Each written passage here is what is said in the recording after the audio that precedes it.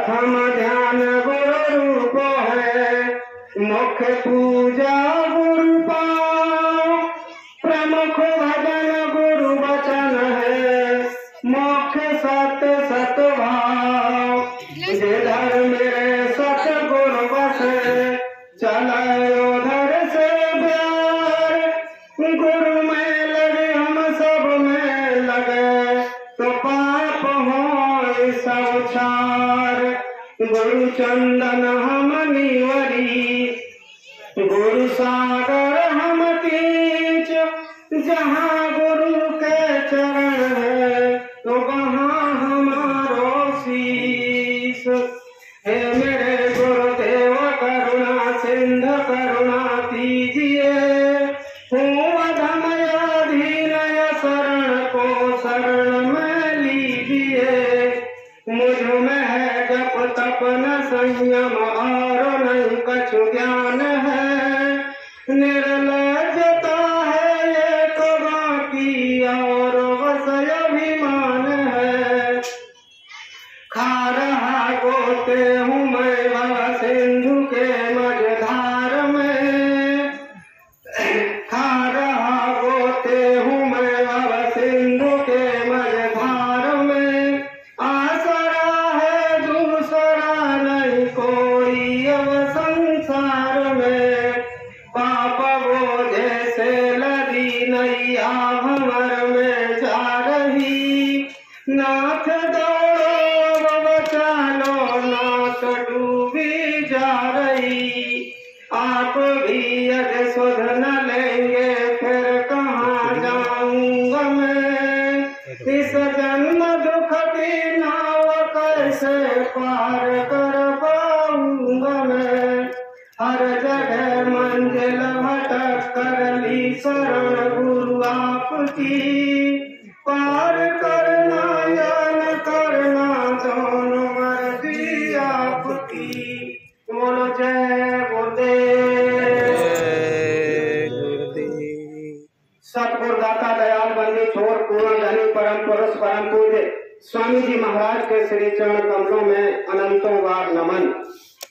स्वामी जी महाराज के आध्यात्मिक उत्तराधिकारी, धरती के सरताज, दुख हरता वक्त कामिल मुर्शिद और जैन के महात्मा महापुरुष बाबा उमाकांत जी महाराज के श्री चरण कमलों में असंख्यों बार नमन। हमारे लखनऊ जोन के जिम्मेदार, हमारे मंडल के जिम्मेदार, हमारे जनपद के समस्त पदाधिकारीगण, आप सबके कदमों में स्वामी जी महाराज के मंच के सामने बैठे सभी सत्संगी धर्म प्रेमी भाई बहनों, समस्त पदाधिकारीगणों, आप सबके कदमों में मेरी ओर से कोटि कोटि नमन और सादर जय गुरुदेव स्वीकार। प्रेमियों, निश्चित ही आज हमारा आपका परम सौभाग्य है कि कलयुग के ऐसे मलिन समय में और ठिठुरती ठंड में आज हम लोगों को वक्त के सतगुरु का आज जो संदेशा है वो सुनने का और सुनाने का हमको आपको अवसर मिला। निश्चित ही प्रेमियों, ये हमारे आज के परम सौभाग्य का ये संदेश है। तो सबसे पहले मैं आपको ये बताना चाहूंगा कि प्रेमियों, आज हम लोग सत्संग सुनने के नाम पर यहाँ पर इकट्ठा हुए हैं। तो सत्संग की महिमा को बताने के लिए मैं सबसे पहले एक बिंदु आपको बताना चाहूंगा कि जिस समय पर हनुमान जी जगत जननी माता सीता की खोज के लिए जब लंका में गए थे और सबसे पहले जब लंका में गए तो उनका जो मुकाबला था वो लंकिनी से हुआ था। और जब लंकिनी से उनका मुकाबला हुआ तो लंकिनी ने उनको जाने से रोका। तब हनुमान जी ने क्या किया कि मुट्ठी का ये तुम महाकपहानी रुद्र पमत धरणी थनमनी। जैसे ही हनुमान जी ने उनके लिए मुक्का से प्रहार किया तुरंत वो लहूलुहान हुई। और जब लहूलुहान हुई तो देखिए उसने कितना सुंदर जवाब दिया था। लंकिनी ने कहा था कि तात मोरयत पुण्य बहुता देखूं राम नयन कर दूता। हे तात, आज मेरा अहोभाग्य है, मेरा परम सौभाग्य है कि आज मैं राम के दूत का दर्शन कर रही हूँ। बहुत बड़ी बात उसने कह दिया। इसके बाद दूसरी बात क्या कही, जिसके लिए हर वक्ता सत्संग की शुरुआत में सबसे पहले बोलते हैं कि तात स्वर्ग अपवर्ग सुख धैर्य तुलाय कयंग तूल लता है सकल मिले जो सुख लव सत्संग। तात स्वर्ग अपवर्ग सुख अर्थात स्वर्ग वैकुंठ भैंस और जन्नत और अपवर्ग निस मुक्ति और मोक्ष के सारे सुखों को तराजू के एक पलड़े में रख दिया जाए, फिर भी वो सत्संग की एक क्षण के एक लव मात्र के सत्संग की कीमत की भरपाई नहीं कर सकता। अर्थात सत्संग की इतनी महान महत्व है, सत्संग बहुत ही महान वस्तु है, सत्संग इतनी बहुमूल्य वस्तु है कि एक घड़ी आधी में बुनियाद है और कबीर संगत साधु की हर कोटि अपराध है। यानी करोड़ों करोड़ जन्मों के अपराधों को क्षमा की अगर किसी में पावर है, अगर उन अपराधों को मतलब भस्मीभूत करने की अगर किसी में क्षमता है तो सिर्फ और सिर्फ सत्संग में। इसलिए प्रेमियों, गोस्वामी जी महाराज ने रामचरितमानस में बड़े भाग्य केवल 2 ही चौपाइयों में लिखा कि बड़े भाग्य पायु सत्संगा बिनहि प्रयास हो भंगा। बड़े भाग्य से हमको आपको सत्संग मिलता है। तो प्रेमियों, जब सत्संग मिलता है तो समस्त शंकाओं का समाधान हो जाता है। तो ये सत्संग की महिमा पर मैंने आपको चंद 2-3 चौपाइयों के माध्यम से पूरा सार आपको बता दिया कि भैया निश्चित ही हमारा आपका परम सौभाग्य है कि आज हमको आपको गुरु महाराज की असीम दया से सत्संग सुनने का और सुनाने का जो अवसर मिल गया। प्रेमियों, अब मैं आपको मानव तन की महिमा पर बिंदु पर प्रकाश डालूंगा, क्योंकि हर टॉपिक पर थोड़ा थोड़ा सा प्रकाश डालना रहेगा। तो प्रेमियों, मनुष्य शरीर की महिमा पर प्रकाश डालने से पूर्व मैं आपको बता दूं, जैसा कि मैंने अभी बोला था कि बड़े भाग्य केवल 2 चौपाइयों में देखने को मिलता है।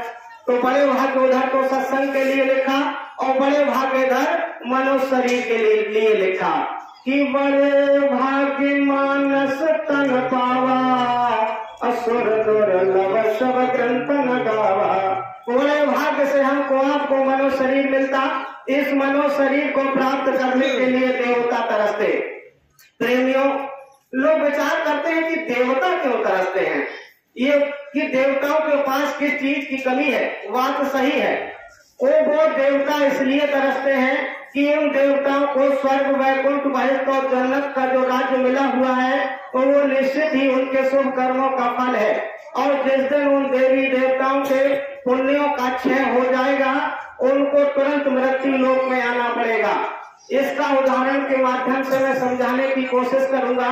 एक बार अर्जुन ने भगवान श्री कृष्ण से पूछा था कि भगवान ये बताओ, एक चीता ये लंगड़ाता हुआ जा रहा है और इसका शरीर टेढ़ा है, तो ये इसके किस कर्मों का फल है। भगवान श्री कृष्ण एकदम अचानक हंसे और कहा कि अर्जुन, तुम इस चीता को कह रहे कि टेढ़ा मेढ़ा और टूटी हुई कंडीशन में, ये चीता को मैं देख करके इसलिए हंसा कि ये चीता 14 बार इंद्र बन चुका है, 14 बार इंद्र बन चुका है, किंतु अफसोस ये है कि ये लौट करके फिर 84 में फंस गया है। प्रेमियों, मैं कहना ये चाहूंगा कि वास्तव में बहुत मतलब हमारे आपके पुण्य उदय हुए, तब कहीं जाकर के हमको आपको 4,84 लाख योनियां भोगने के बावजूद हमको आपको ये मनुष्य का शरीर मिल गया। मनुष्य का शरीर की मतलब जन्म जन्म के शुभ कर्मों का, और जब तक होता मेल नहीं और नर्तन के चोले का पाना बच्चों जैसा खेल नहीं। बहुत लंबी यात्रा, यानी 4,84 लाख योनियों की लंबी यात्रा पूरी भुगतने के बाद तब कहीं जाकर के हमको आपको ये मनुष्य का शरीर मिला। लेकिन प्रेमियों, मनुष्य का शरीर इसलिए नहीं मिला केवल हम और आप खाएं पिए भोगों का आनंद लें और इंद्रिय सुखों का आनंद लेकर के हम लोग और फिर 4,84 लाख योनियों में चले जाएं। ये मनुष्य का शरीर हमको आपको इसलिए मिला था कि हम और आप हमेशा हमेशा के लिए आवागमन के चक्र से मुक्त हो जाएं और यहाँ से जन्म और मरण की जो पीड़ा है इससे मुक्त होकर के उस अमरावती, उस अमरलोक सतलोक सचखंड में हमारी आपकी जीवात्मा हाजिर हो जाए। फिर प्रेमियों साहब कबीर कहते कि कहे कबीर पाधर चलो और जहाँ काल न जाए वहाँ पर काल नहीं जाता।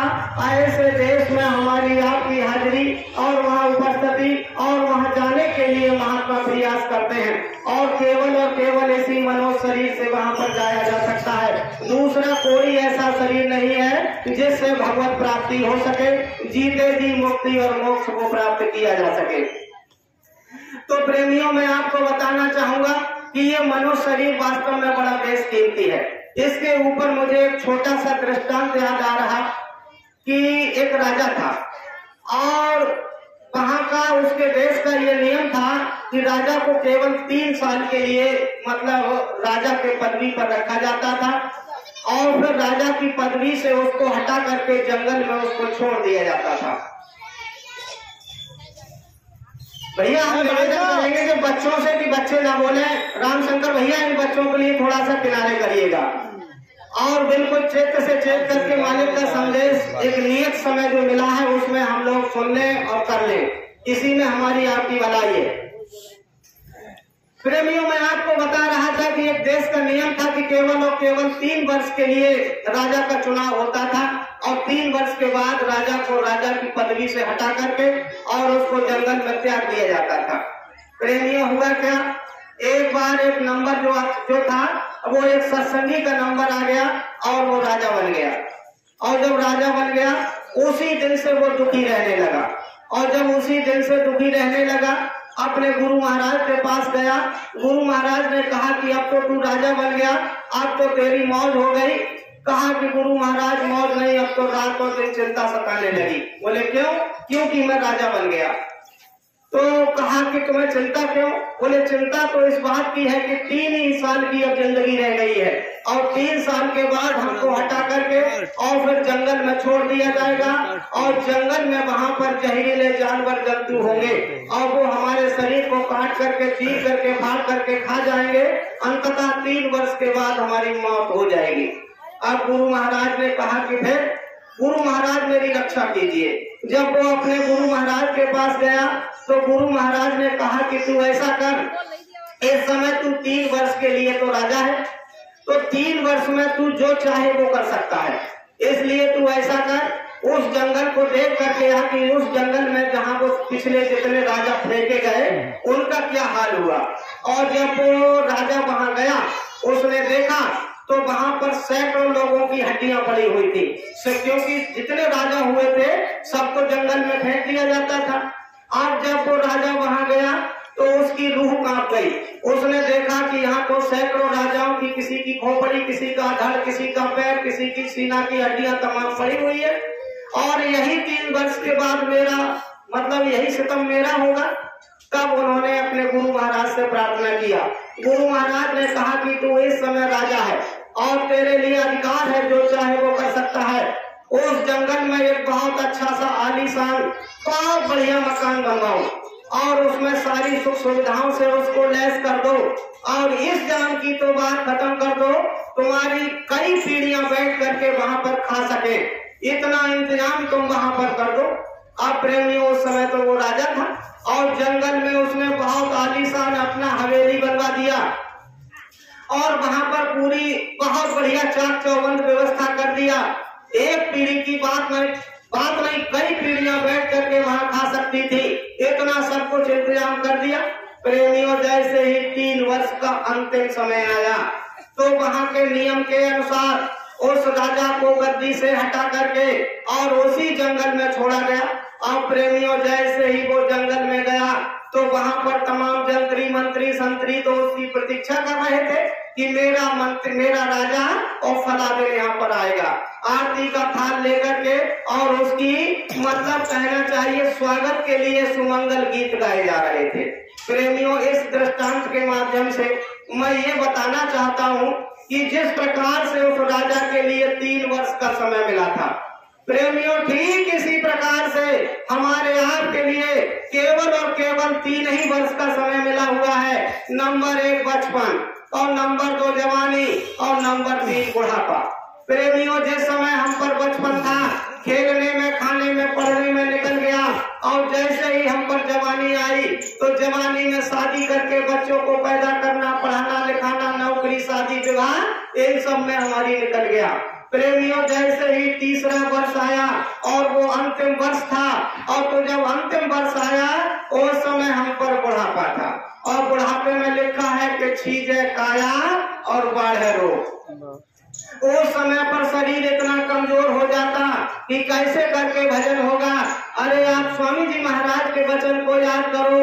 बाबा जय गुरुदेव जी महाराज, Baba Jai Gurudev ji Maharaj, who was the perfect spiritual living master, यानी स्वामी जी महाराज पूरे महात्मा महापुरुष थे। मतलब is considering of your audience in satsang again to again if you devote only 2 hour in the morning and 2 hour in the evening. Swami ji Maharaj का वचन था कि आपने 2 घंटा, मतलब 15 मिनट, 15 मिनट, केवल 15 मिनट की बात कही थी स्वामी जी ने। और इस समय पर Baba Umakant ji Maharaj, who is the perfect spiritual living master, इस समय के जीते जागते महापुरुष महाराज जी हैं, और वो कह रहे हैं कि if you devote only 2 hour in the morning and 2 hour in the evening, then your third eye will be open within 15 days. मैं ये कहना चाहता हूँ कि स्वामी जी महाराज ने 15 मिनट की बात कही थी कि आप 15 मिनट शाम को भजन करो और 15 मिनट सुबह को भजन करो, आपकी 15 दिन में जीवात्मा की आंख खुल जाएगी। उस समय पर हमने आपने ध्यान नहीं दिया, लेकिन इस समय पर जिम्मेदारी परम पूज्य महाराज जी के श्री चरणों में है। तो महाराज जी ने 15 मिनट को बढ़ा करके 2 घंटा शाम को और 2 घंटा सुबह के लिए नियम बना दिया। प्रेमियों, जब 2 घंटा एक किस्त में और बिना हिले डोले जब हम भजन पर नहीं बैठ सकते, कैसे करके हमारी जीवात्मा का कल्याण होगा। मैं कहना ये चाहता हूँ कि बड़े भाग्य से ये मनो शरीर मिला, और जब मनो शरीर मिला तो तीसरा वर्ष चल रहा। स्वामी जी जब परम पूज्य महाराज जी यहाँ आए थे, सन मुझे याद अभी 2-3 साल पहले ही जब महाराज जी शाहजहानपुर आए थे, तो परम पूज्य महाराज जी ने एक बात कही थी कि जो लोग 50 वर्ष के हो गए हैं वो चिंता करें। प्रेमियों, लोगों की ये बात समझ में नहीं आई कि जब सतगुरु से नामदान ले लेते हैं तो 3 चीजें हमारे अंदर आती हैं। कौन कौन सी? नंबर 1 निर्भयता, मतलब सतगुरु से नामदान लेने के बाद हम निर्भय हो जाते हैं। और दूसरी वस्तु आती है निःशोकता, गुरु महाराज से नामदान लेने के बाद फिर हमको शोक नहीं सताता। और तीसरी वस्तु हमारे अंदर आती है निश्चिंतता।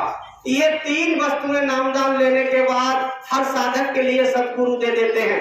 अब प्रेमियों, महाराज जी बोल रहे हैं कि जो 50 वर्ष के हैं वो चिंता करें। क्यों चिंता करें? प्रेमियों, जो जिम्मेदार लोग थे, जब मीटिंग हुई तब उन्होंने बताया कि उसका कारण महाराज जी ने थोड़ा खोला कम था, और संकेत में बताया कि जो 50 वर्ष के हैं वो लोग थोड़ा सा चिंता करें। मतलब ये था कि जैसे आजकल का आदमी जो है लगभग 60, 70, 65 साल पर चला जा रहा है। अब मान लीजिए आपकी 50 वर्ष हो गई और आपके पास अब 70 साल उम्र मान लिया जाए तो 20 वर्ष का समय बचा, और 20 वर्ष में भी प्रेमियों 10 साल है तो रात, आधा दिन आधा रात, तो 10 वर्ष है तो रात में चली गई, अब बच गया मतलब दिन, तो 10 वर्ष का दिन आपके पास, अर्थात 10 वर्ष का समय बचा। और 10 वर्ष में प्रेमियों मतलब उसी में बेटा बेटी की शादी करनी है, उसी में बच्चों का व्यापार कराना है और उसी में अपना भजन करना है। अब ये बात 70 साल की उम्र को मान करके कैलकुलेशन किया गया। अब मान लीजिए अगर 65 और 60 साल पर अगर राम नाम सत्य हो गया, कैसे करके हम भजन कर पाएंगे? इसलिए महाराज जी ने कहा कि 50 साल के जब हो जाओ तो आलू, चावल और चीनी को छोड़ दो तो शरीर स्वस्थ रहेगा, क्योंकि भजन करने के लिए इस शरीर को स्वस्थ रखना परम आवश्यक है, क्योंकि काया राखे धर्म है।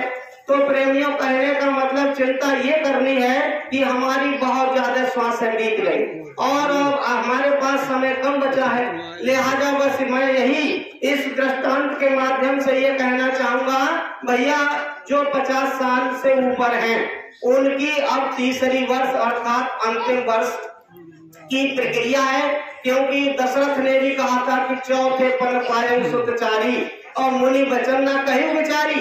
मैंने चौथे पन में तो ये बेटा पाए हैं और आपने विचार करके मतलब चारों सुत मोह प्राण किनाई और राम दे तो न बने गोसाई। अगर आप मतलब और कुछ वस्तु मांगते तो मैं साहस दे देता, लेकिन राम को देते।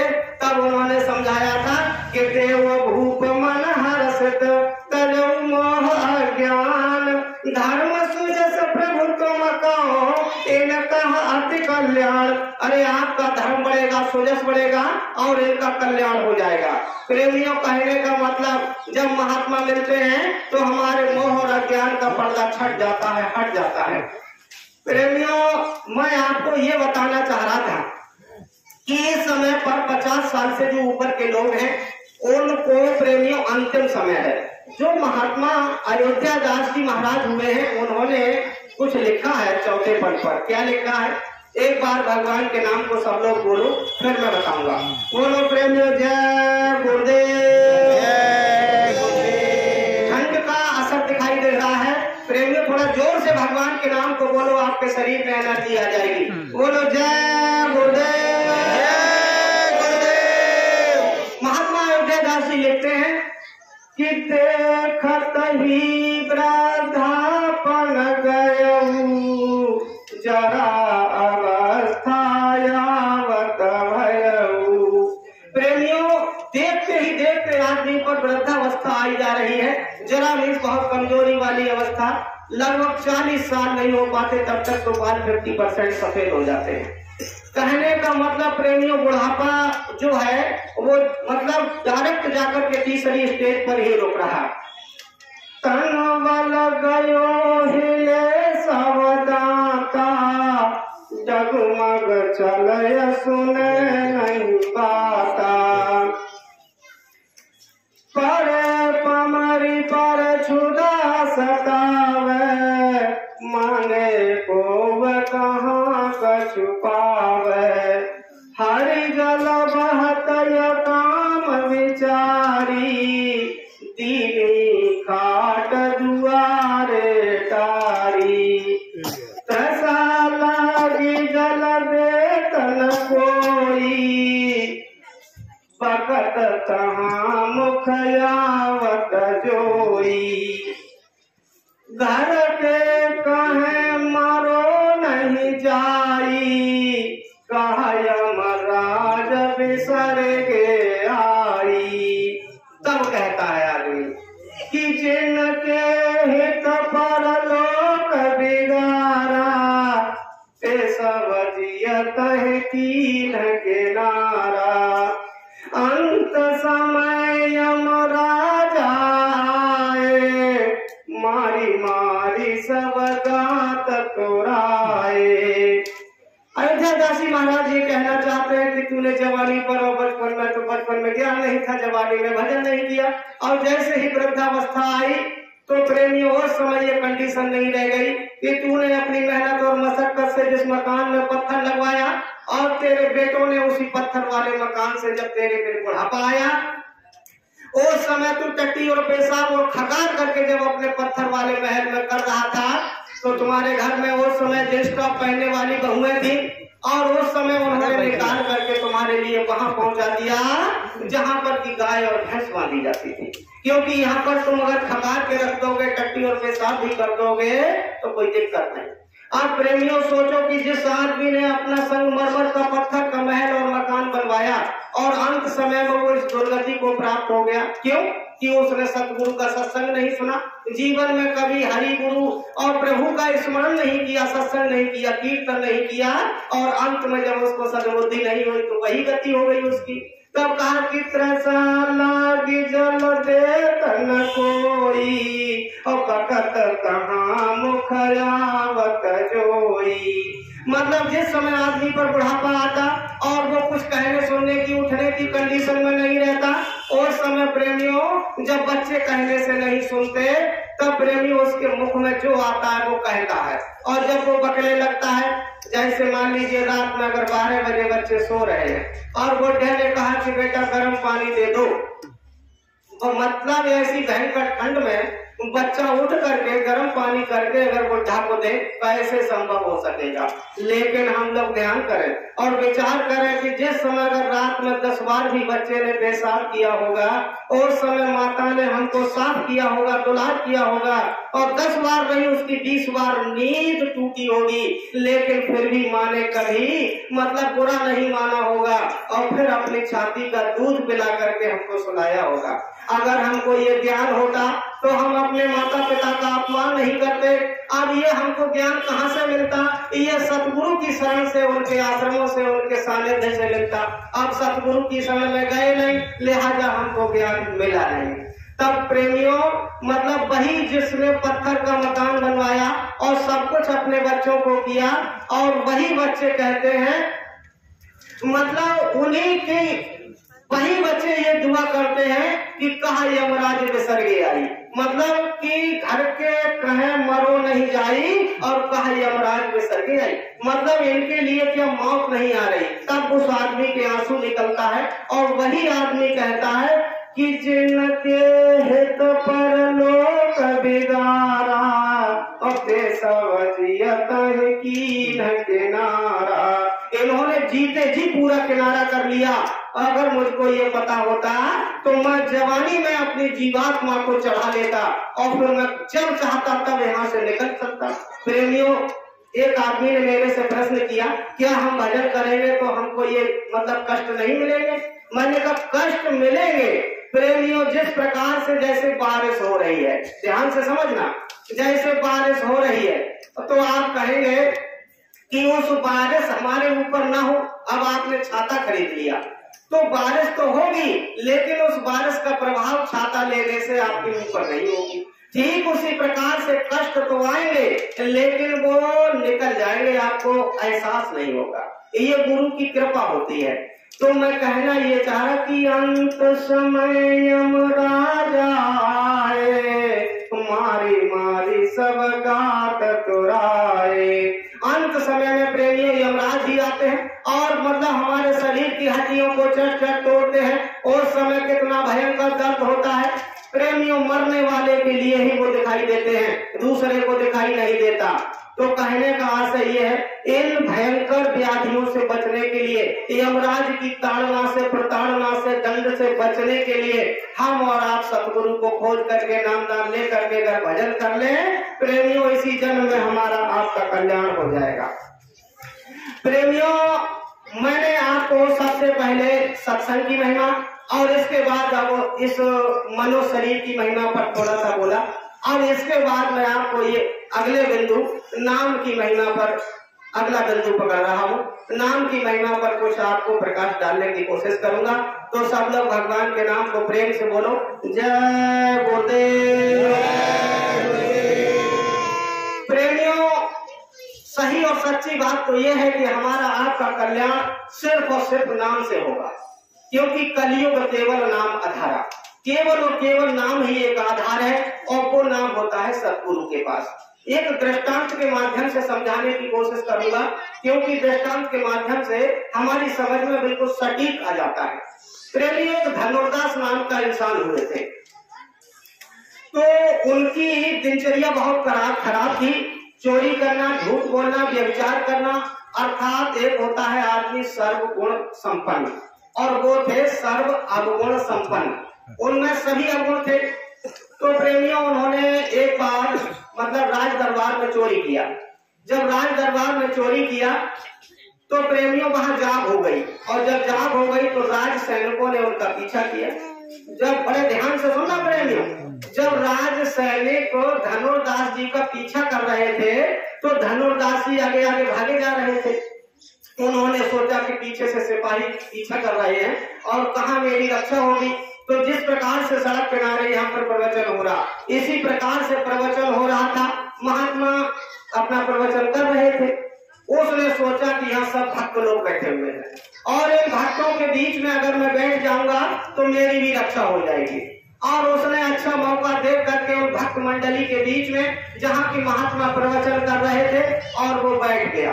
प्रेमियों ध्यान से सुनना, जैसे ही वो बीच में बैठा, उस समय पर महात्मा जी प्रवचन कर रहे थे कि इस समय तुमने नामदान ले लिया तो इस समय आप ये समझो कि तुम्हारे जितने क्रियामान प्रारब्ध और संचित तीनों प्रकार के कर्मों को मैंने जला करके भस्म कर दिया। ये महात्मा जी कह रहे थे कि जब तुमने नामदान ले लिया तो मैंने तुम्हारे सारे कर्मों को जला करके माफ कर दिया और अब आज से तुम अपना नया जन्म समझो कि तुम्हारा पूरा पिछला पूरा वही खाता फाड़ दिया, आज से आपका नया जन्म हो गया।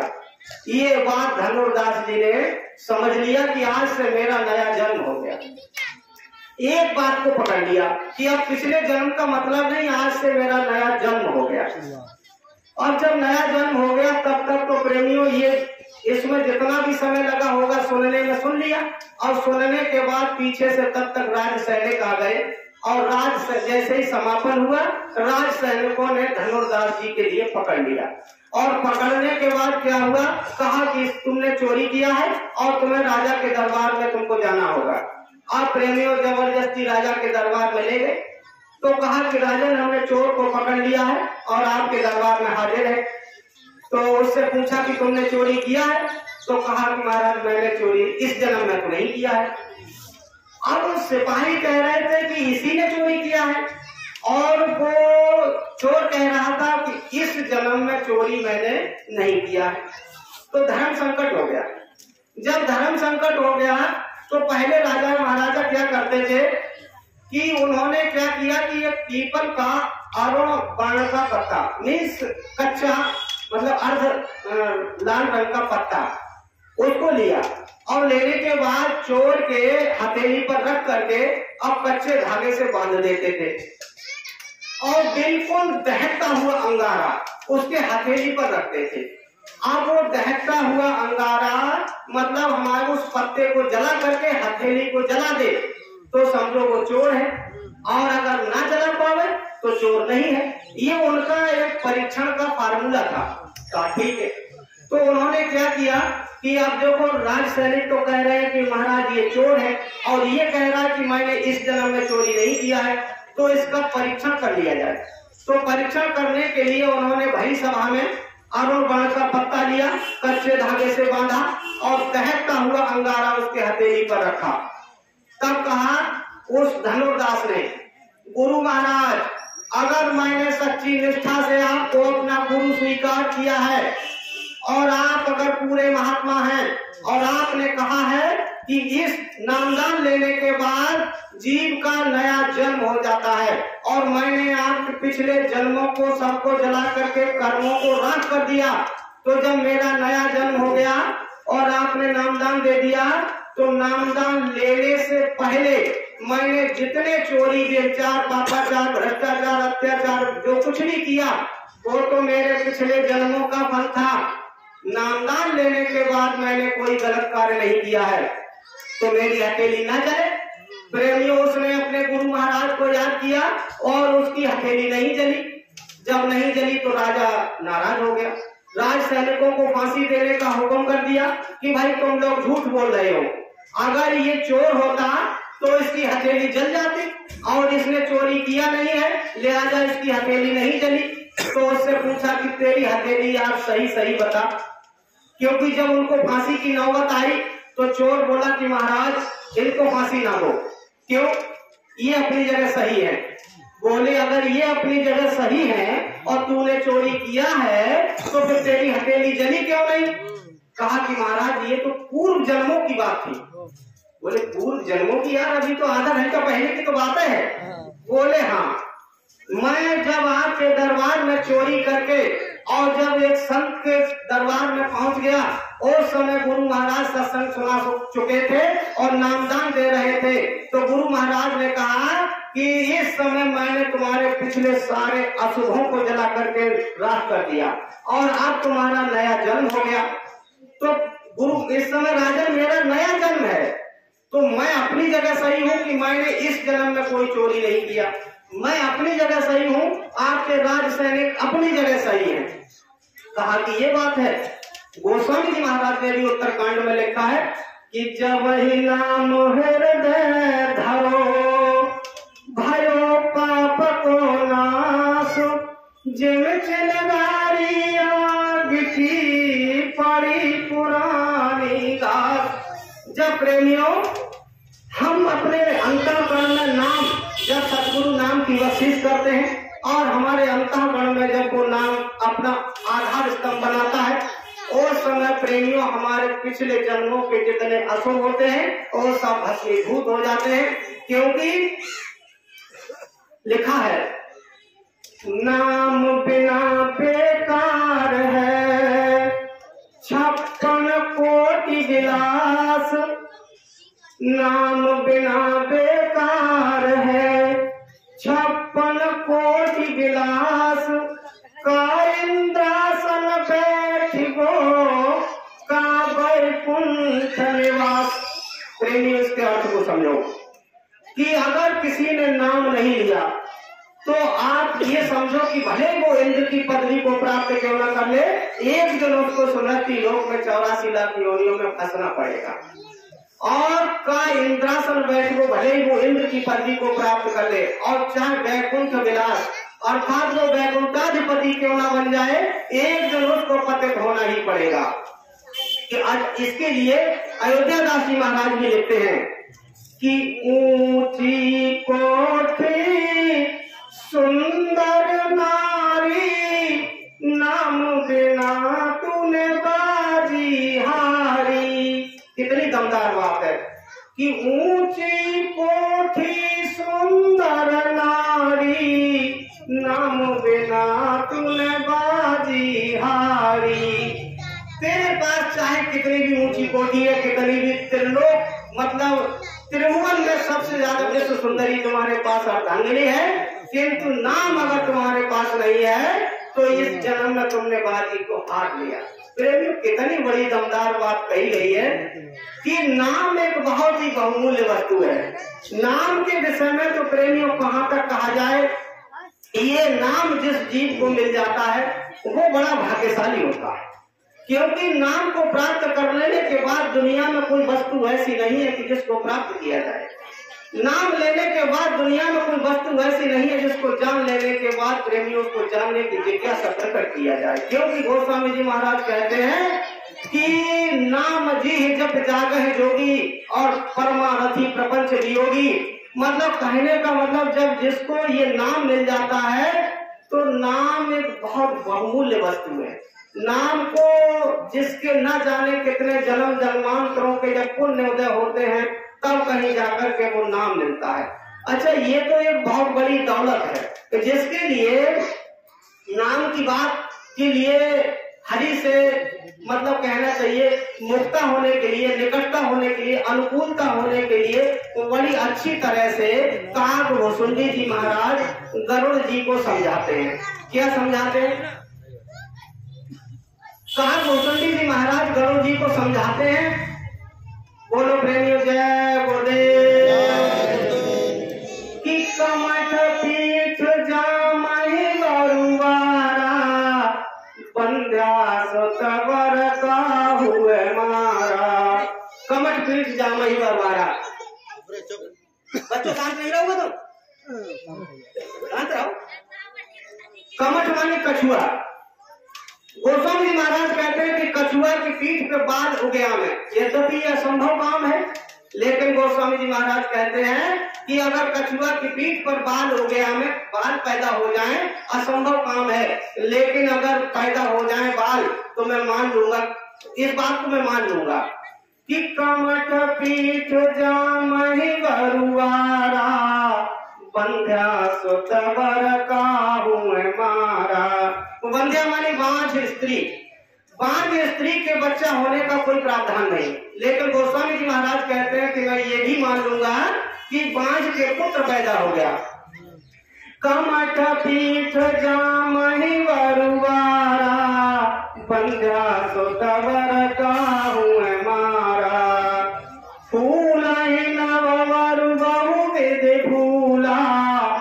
आसमान में विभिन्न प्रकार के फूल खिलने का कोई प्रावधान नहीं। क्यों?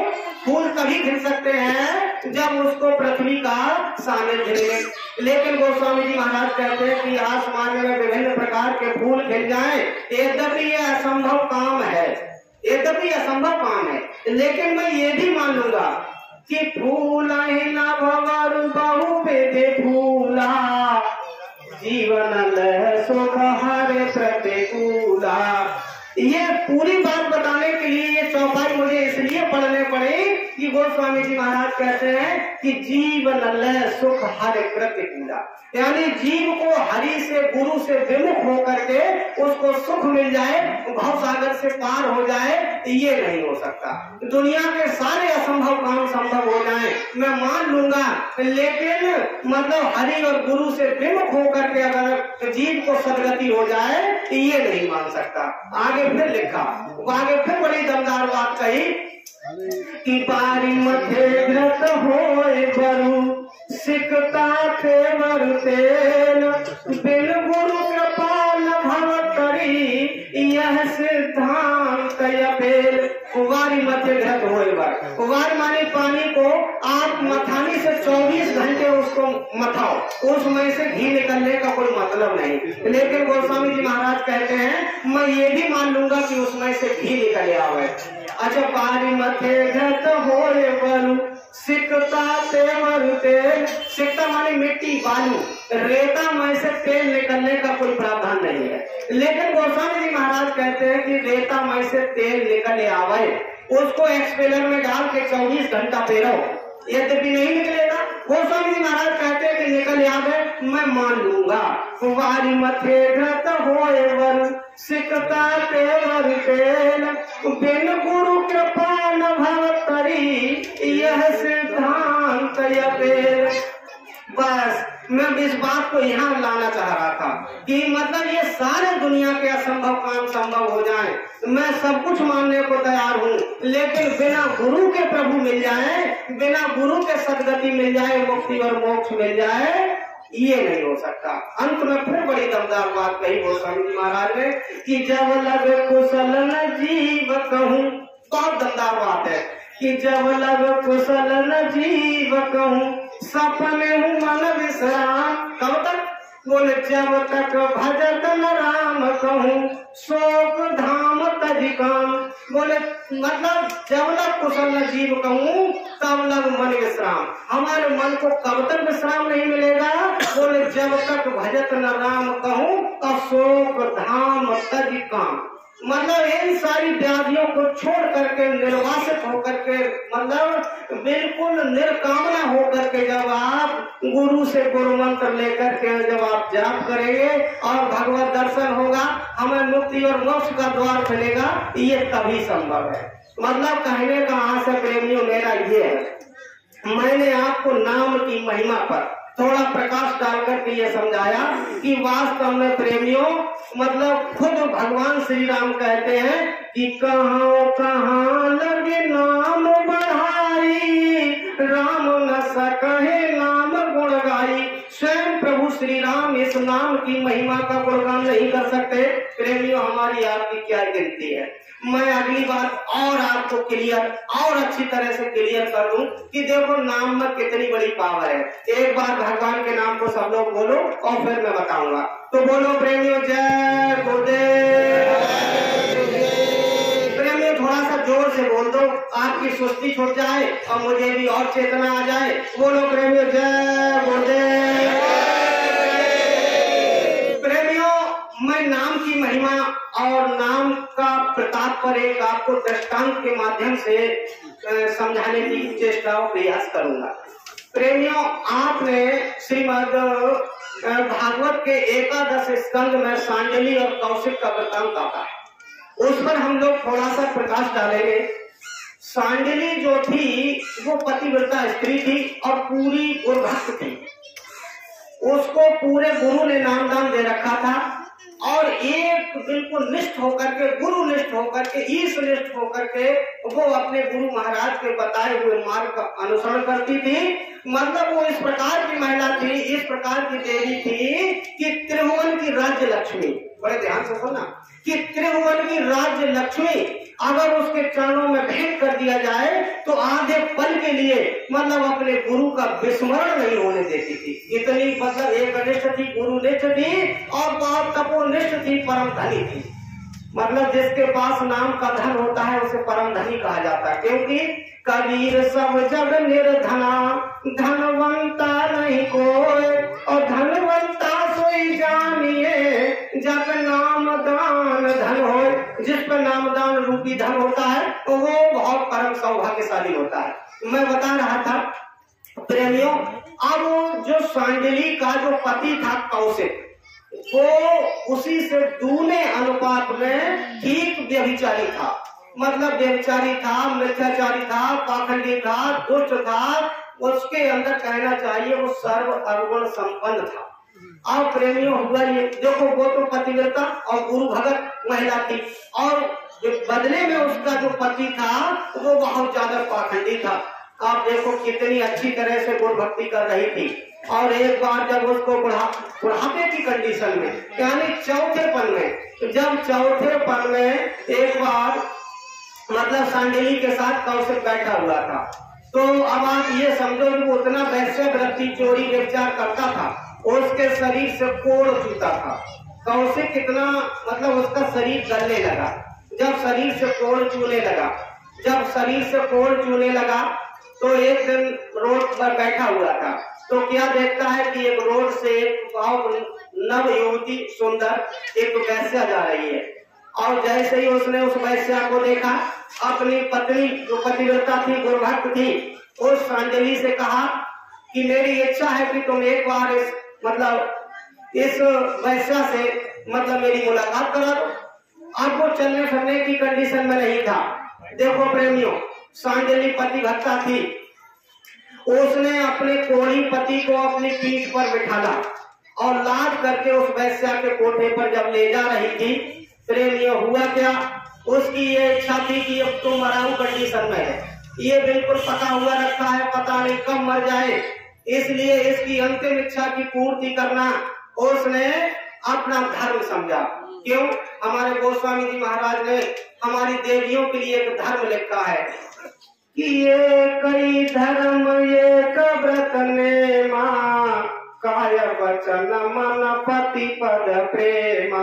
हमारी देवियों के लिए संविधान बना दिया कि एक ही धर्म, तुम्हें अपने पति की सेवा करना तुम्हारा एक ही धर्म है, एक ही व्रत है, काय वचन मन पति पद प्रेमा, यानी इस काया से अपने पति की आज्ञा का पालन करना, ये तुम्हारा धर्म, ये हमारे धर्म शास्त्रों में लिखा हुआ।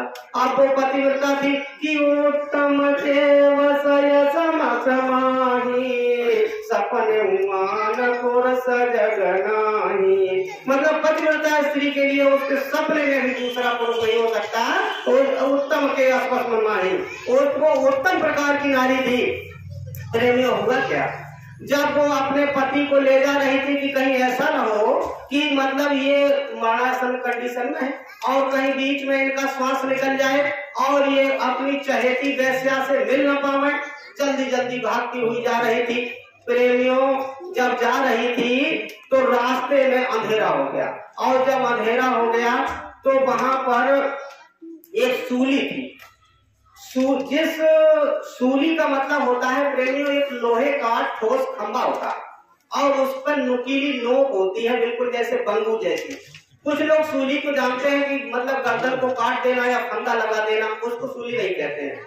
एक लोहे का ठोस पाइप होता है और उसमें नुकीली वो होती है, तो जिस बंदे को सूली दिया जाता है तो उसको मतलब पद्मासन में उस पर नोकदार खंभे पर उसको ऊपर से छोड़ दिया जाता है, और वो गुदा मार्ग से जब अंदर धंसता है तो धीरे धीरे सूख सूख करके मरने वाले का प्राण निकलता है, उसको सूली कहते हैं। और उसका नियम होता है, जैसे आज किसी बंदे को सूली पर चढ़ा दिया तो वो तब उतरेगा जब दूसरा अपराधी सूली पर चढ़ेगा, अब तब तक वो सूख सूख करके उसका प्राण निकलेगा, और वो कितना तड़पेगा, इसको सूली कहा जाता है। आप प्रेमियों वहां पर क्या था कि महात्मा मांडव्य ऋषि का नाम शायद आपने सुना हो, तो वो सूली पर चढ़े हुए थे। अब सुबह थोड़ा सा ये भी बता दूं, जब बात आ गई तो महात्मा मांडव्य ऋषि थे। महात्मा मांडव्य ऋषि थे, अपने आश्रम पर बैठ करके वो भजन पूजा आराधना साधना कर रहे थे। प्रेमियों एक चोर चोरी करके आया, तो पीछे से सिपाही उसका मतलब पीछा कर रहे थे। उसने सोचा कि कहाँ शरण लिया जाए, तो प्रेमियों महात्मा का आश्रम था। महात्मा का आश्रम देख करके उनके आश्रम में घुस गया और घुसने के बाद कहा कि महाराज मेरी रक्षा कीजिए, पीछे से राज सैनिक पीछा कर रहे हैं, मुझको पकड़ लेंगे, दंडित करेंगे। तो महात्मा ने कहा कि तू हमारे कुटी में छिप जा।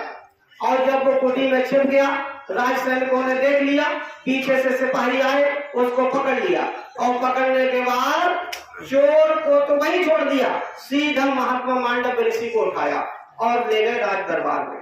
कहा कि महाराज चोर तो बाद में भी पकड़ लेंगे, लेकिन चोरों से चोरी कराना और उससे कमीशन लेना ये महात्मा मांडव्य ऋषि का काम है। जब ये महात्मा है तो अपने आश्रम पर चोरों को क्यों पनाह देते हैं, उनको क्यों शरण देते हैं, अपने आश्रम पर चोरों को क्यों रखते हैं? इसलिए चोर को चोरी ना देकर, सजा ना दे करके सीधा मांडव्य ऋषि को सजा दीजिए। और राजा की समझ में आ गया कि मंत्री लोग जैसी सलाह देते थे और वैसे ही वो लोग मान जाते थे। राजा के पास अपना बुद्धि विवेक लगाने का समय कम होता था और जैसा मंत्रियों ने सलाह दिया और वैसे उन्होंने कार्रवाई को, प्रस्ताव को मतलब अनुमोदन कर दिया। प्रेमियों हुआ क्या, अब जब उन्होंने कहा कि मांडव्य ऋषि को सजा दिया जाए, तुरंत राजा ने कहा कि इनको सूली पर चढ़ा दिया जाए। अब प्रेमियों जब सूली पर चढ़ाया गया तो महात्मा मांडव्य ऋषि तो समाधि कंडीशन में थे, मतलब उनका ध्यान अखंड लगा हुआ था और उसी कंडीशन में, पद्मासन कंडीशन में, और जब उनको सूली पर ऊपर से छोड़ा, प्रेमियों 7 दिन बीत गया। 7 दिन, ऐसा इतिहास में लिखा है, 7 दिन तक पद्मासन मारे और जब उस पर बैठे रहे, प्रेमियों वहां पर राजा ने उनसे माफी मांगी थी कि मैं आपको समझ नहीं पाया, 1-2 दिन में आदमी का प्राण निकल जाता और आपके चेहरे पर कोई उदासी नहीं है और आपके अंदर सूली ठुकी हुई है और आप जिंदा कैसे हैं?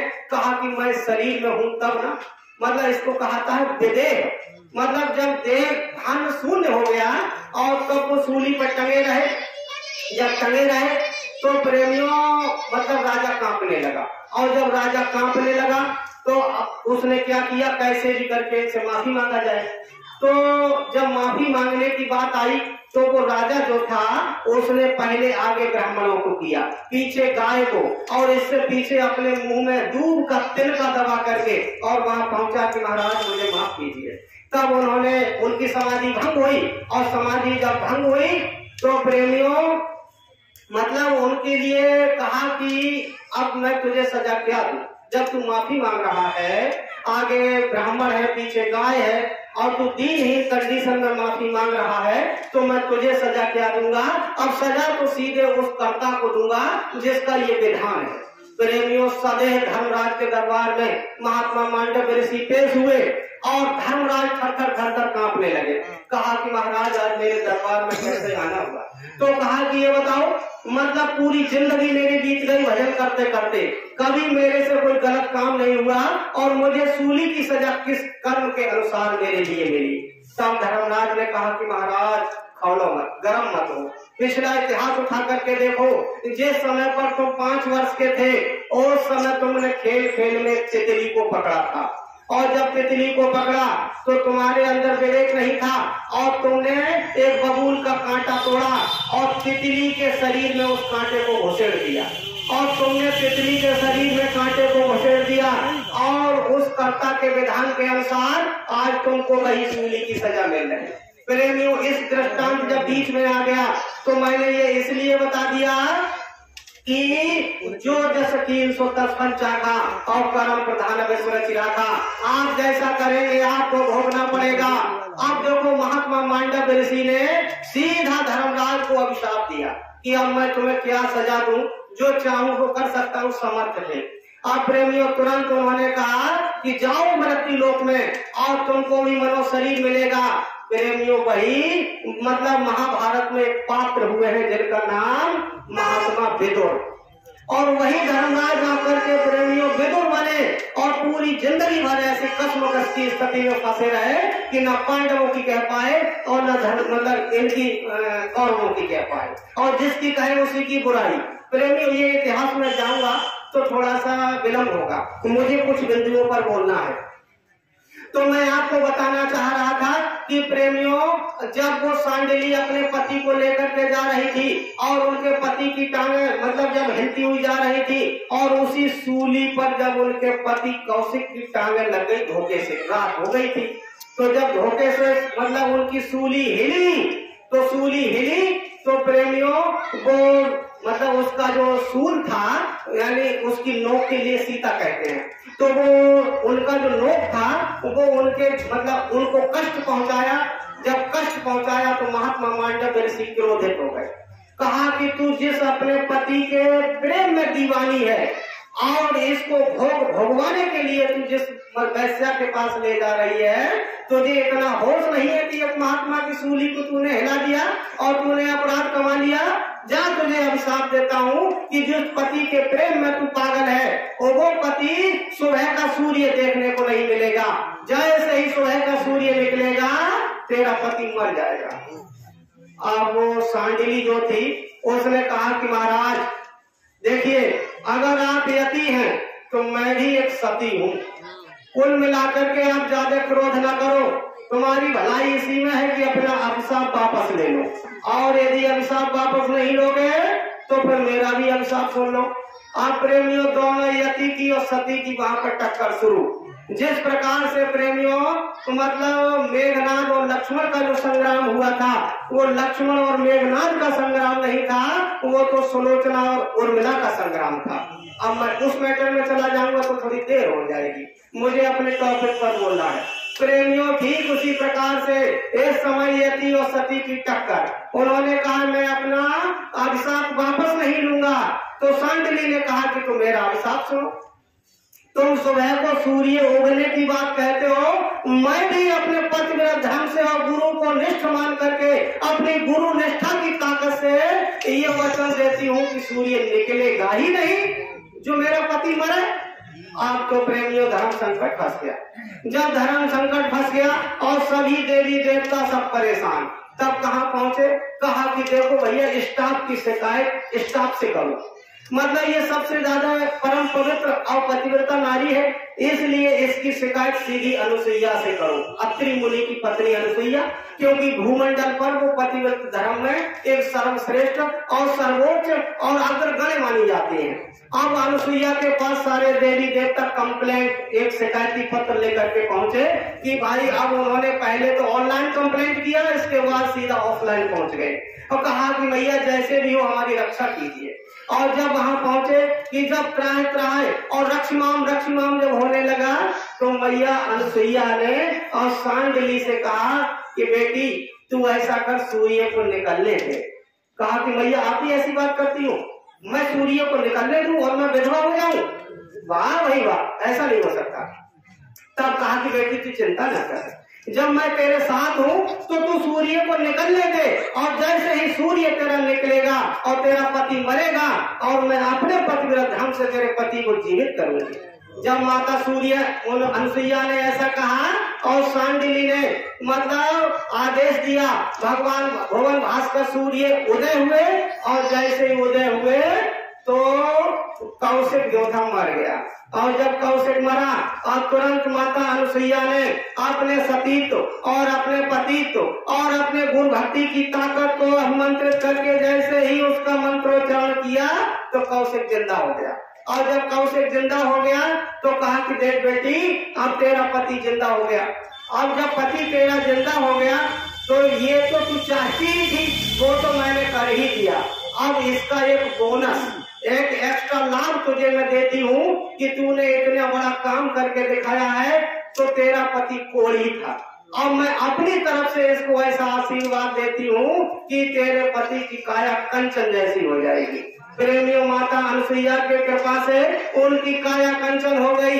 प्रेमियों, ये बात पता मैंने क्यों सुनाना चाह रहा था?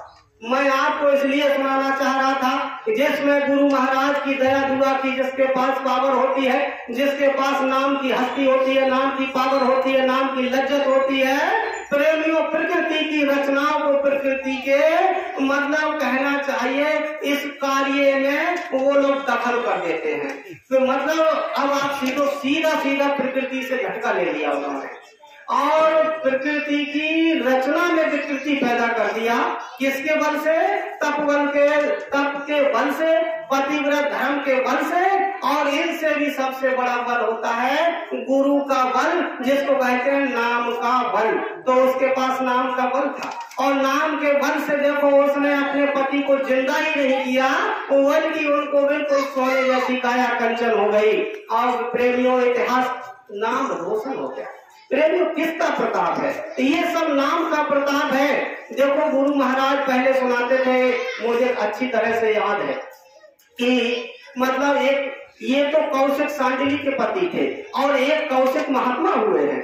तो महात्मा कौशिक ने बड़ी साधना किया, और नाम की ताकत, नाम की लज्जत से बड़ी अच्छी साधना किया। और जब साधना किया तो उनके ऊपर पक्षी बैठते थे आकर के, और पक्षी कब टट्टी करके चले जाते थे उनको पता नहीं, और कब उड़ जाते थे ये भी पता नहीं। एक दिन प्रेमियों, जब उनको ये पता चला कि मेरे ऊपर तो तमाम पक्षी आकर के बैठते हैं, इसका मतलब मेरे अंदर कुछ है, और जब कुछ है तो उनके लिए थोड़ा सा अभिमान आया।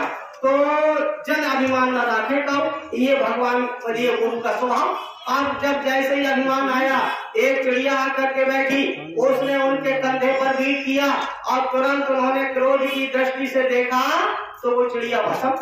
और जब चिड़िया भस्म हो गई, प्रेमियों मोहल्ले में पहुंचे भिक्षा लेने के लिए, और जब भिक्षा लेने के लिए पहुंचे, दादा मान जाते बढ़िया रहते बेटा, हमारी सुन लो, हम तुम्हारी बातें सुन लेंगे।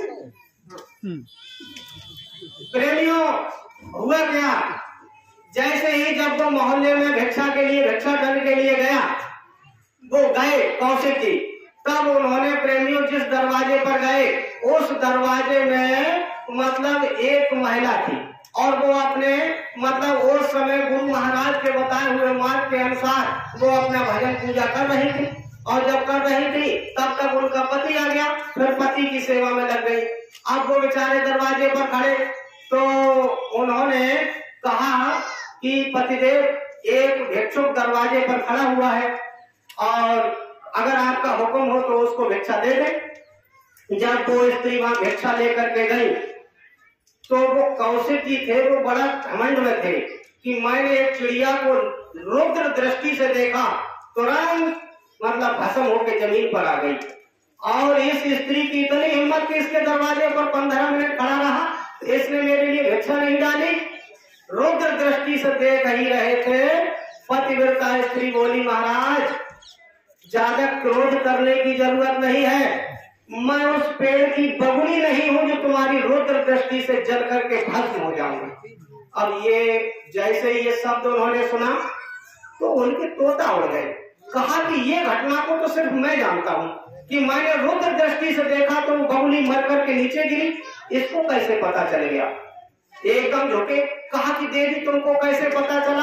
कहा कि ये बात अगर तुमको पूछना है तो जाओ सदना कसाई के पास। अब डबल शंका हो गई।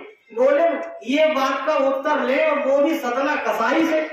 अगर किसी महात्मा के पास भेजा होता तब भी तो तसल्ली थी। अब सीधे मतलब वो प्रसंग खत्म, सीधे सदना कसाई के पास आए।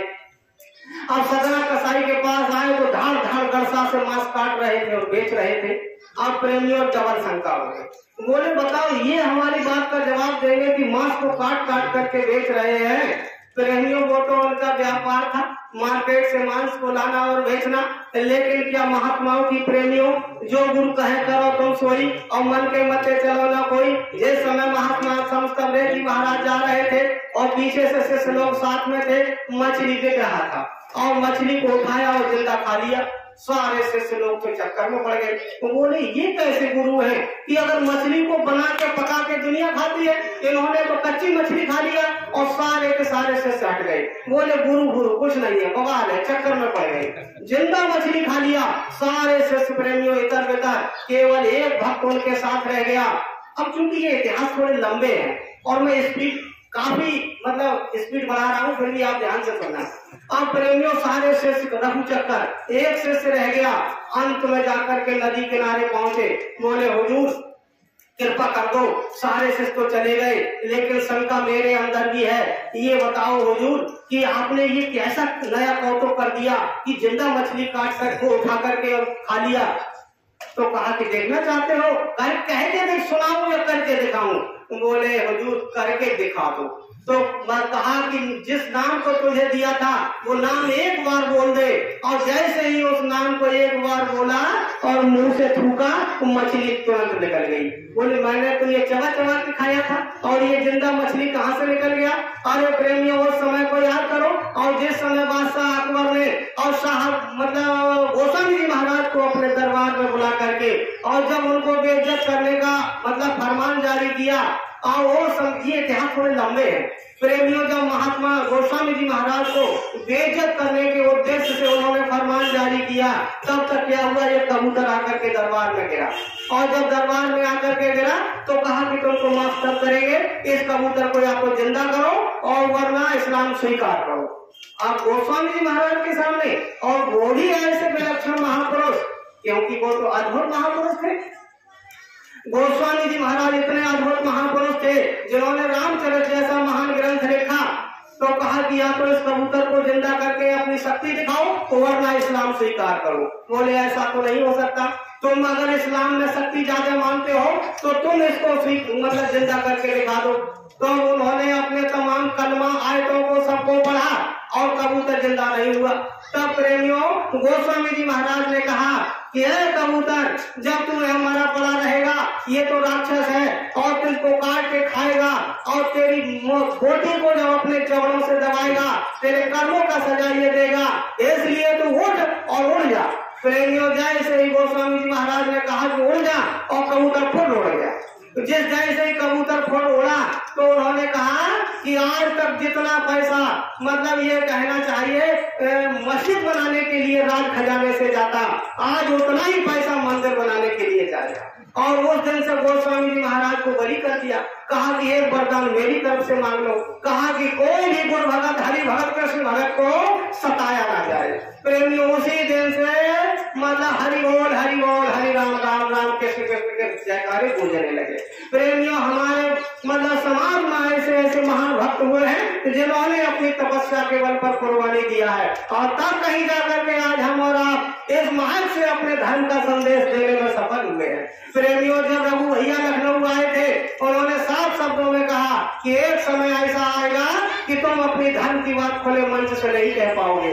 और गोस्वामी जी महाराज का प्रमाण भी मिलता है कि भ्रष्टाचारा और सब संसारा और धर्म सुने नहीं कहना, कलिकाल बेहाल किए मन जा, कोई चीनत नहीं अल जा तंगा, वो समय आ जाएगा। इसलिए प्रेमियों इस समय पर मौका बढ़िया है, मनो शरीर मौजूद है, गुरु महाराज मौजूद है और नाम दीक्षा गुरु जी ने दे दिया है, निकल चलो इसी जन्म में, मौका बढ़िया है।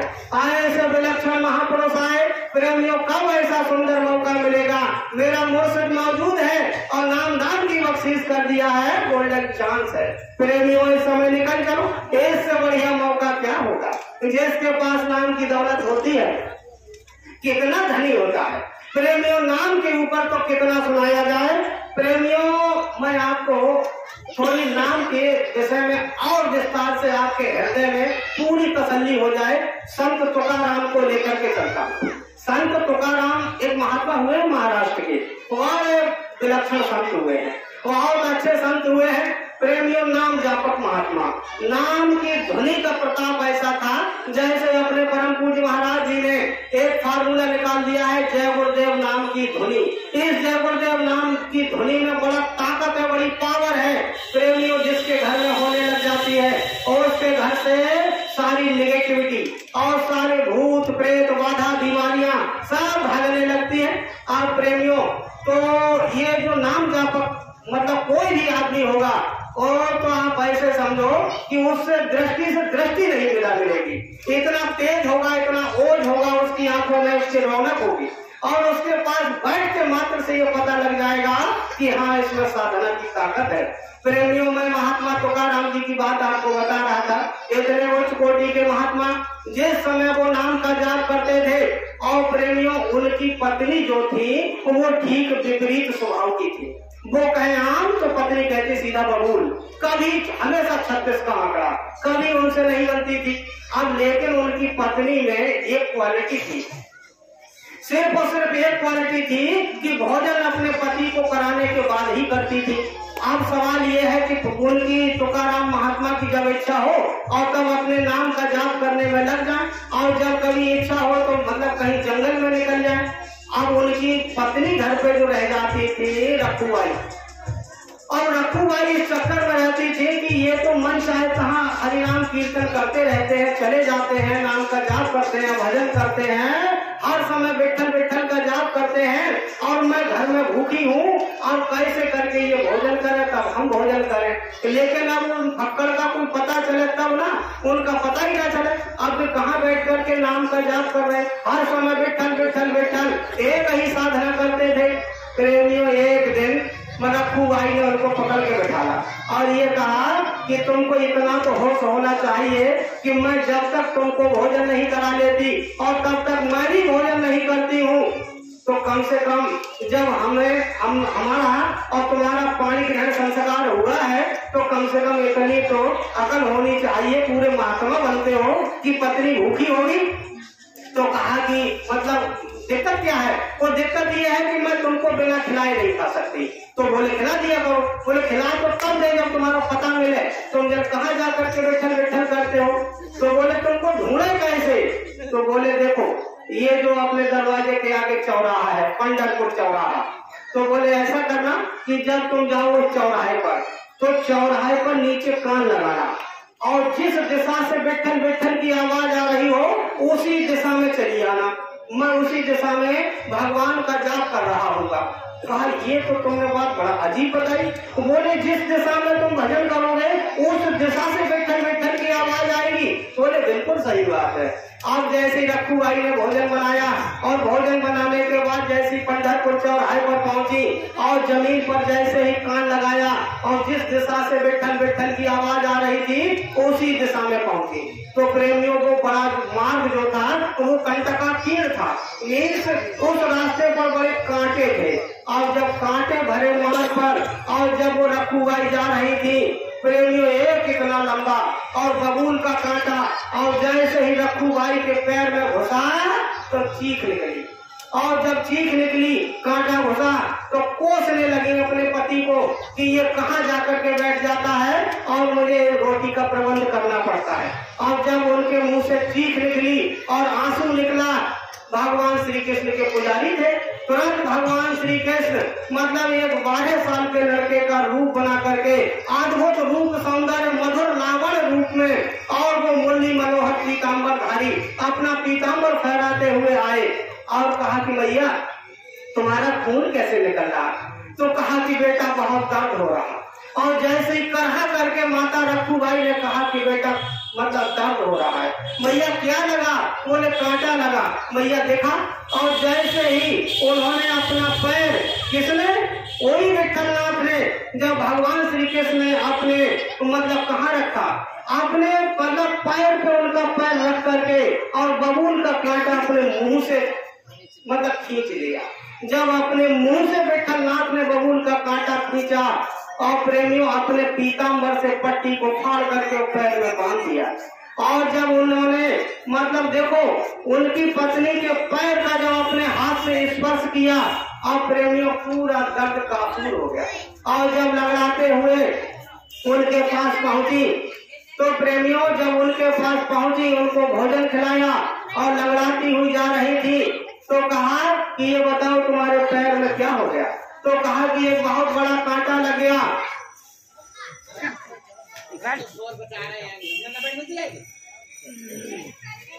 तो कहा कि मतलब मेरे पैर में बहुत बड़ा कांटा लग गया।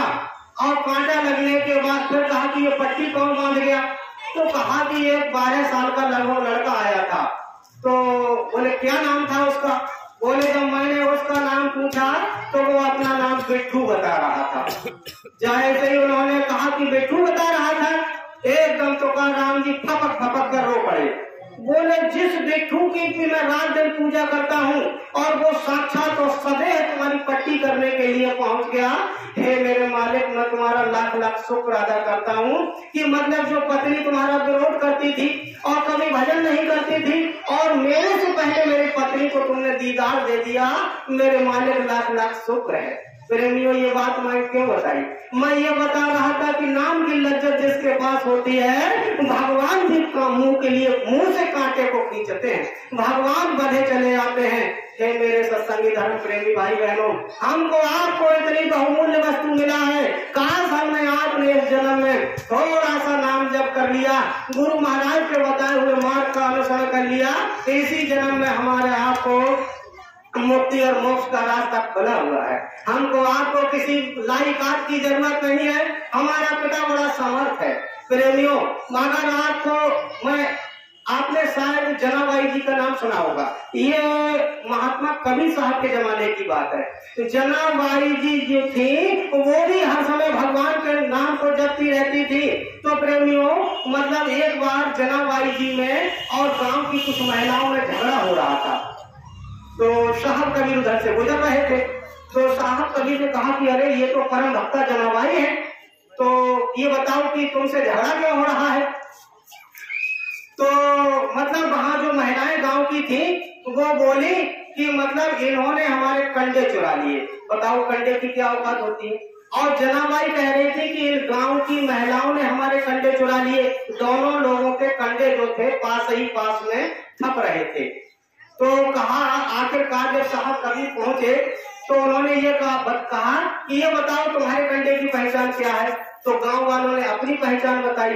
अब जनाबाई से पूछा कि ये बताओ आपके कंडे की पहचान क्या है? प्रेमियों, बहुत मार्मिक टॉपिक है। तो जनाबाई ने कहा कि महात्मा जी, मेरे कंडे की पहचान है कि मेरे हाथ का जो कंडा बना होगा उसको कान पर रखकर देखो, विट्ठल विट्ठल की आवाज आएगी।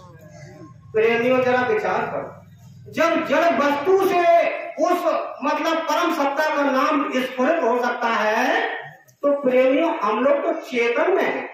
कितना महान सौभाग्य हमारा कि एक जड़ वस्तु से विट्ठल का नाम जब निकल सकता है, तो हम लोग तो प्रेमियों मतलब उस परमानंद आत्म स्वरूप, उस सच्चिदानंद परमात्मा की अंश है, क्योंकि ईश्वर अंश जीव अविनाशी और चेतन अमर सह सुखराशि।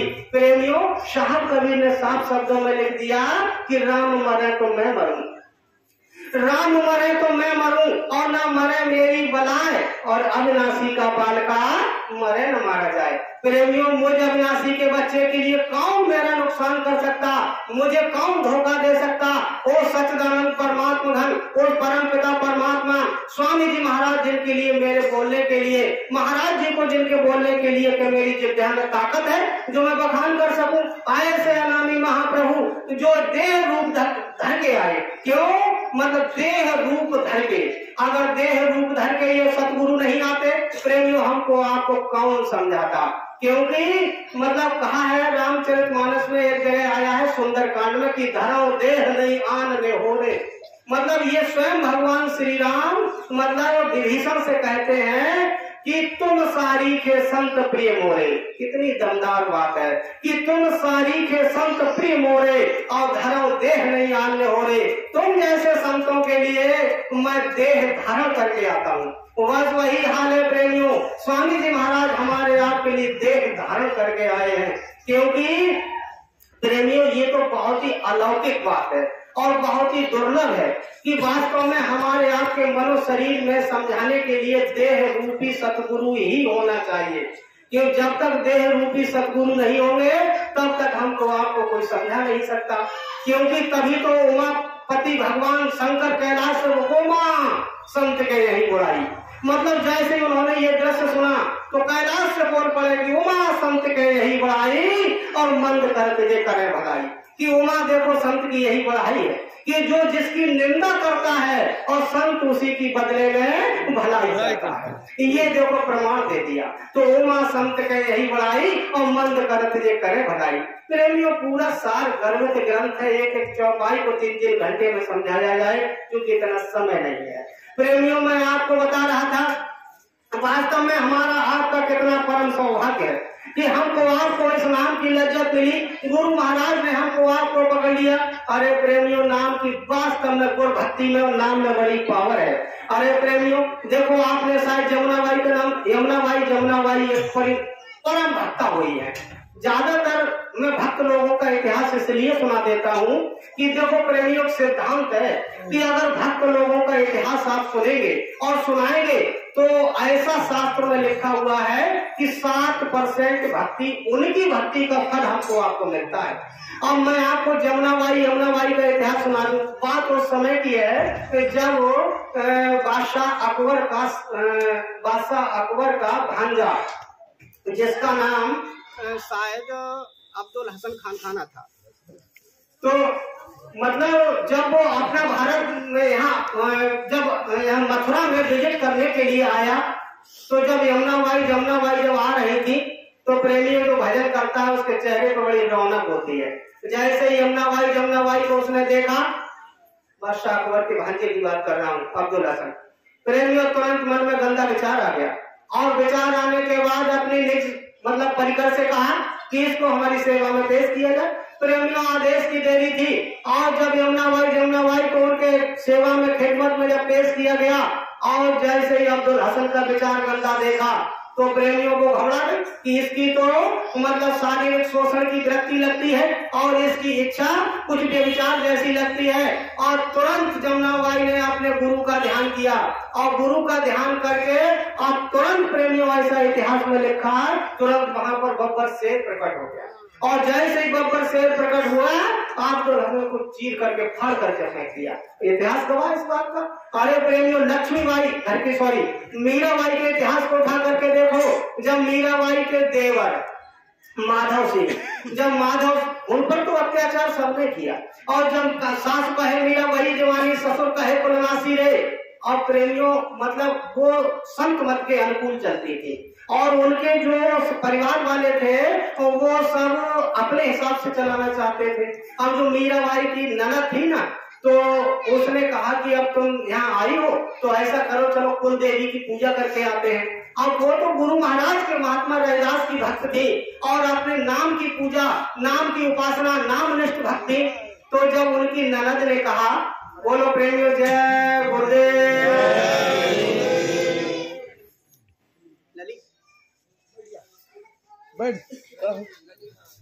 जय गुरुदेव।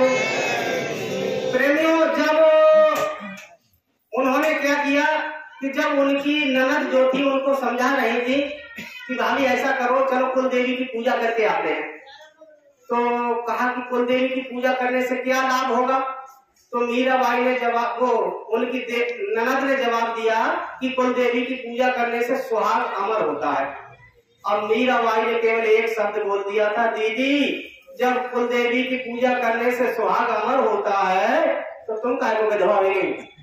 उसी दिन से आग लग गई, उसी दिन से मीरा की आफत आ गई, आप ऐसे समझो, क्योंकि उनकी ननद विधवा थी। अब वो हर बात में उनके लिए नीचा दिखाने की कोशिश करती थी। अपने भैया माधव सिंह से कहा कि इस पर शेर छोड़वा दो।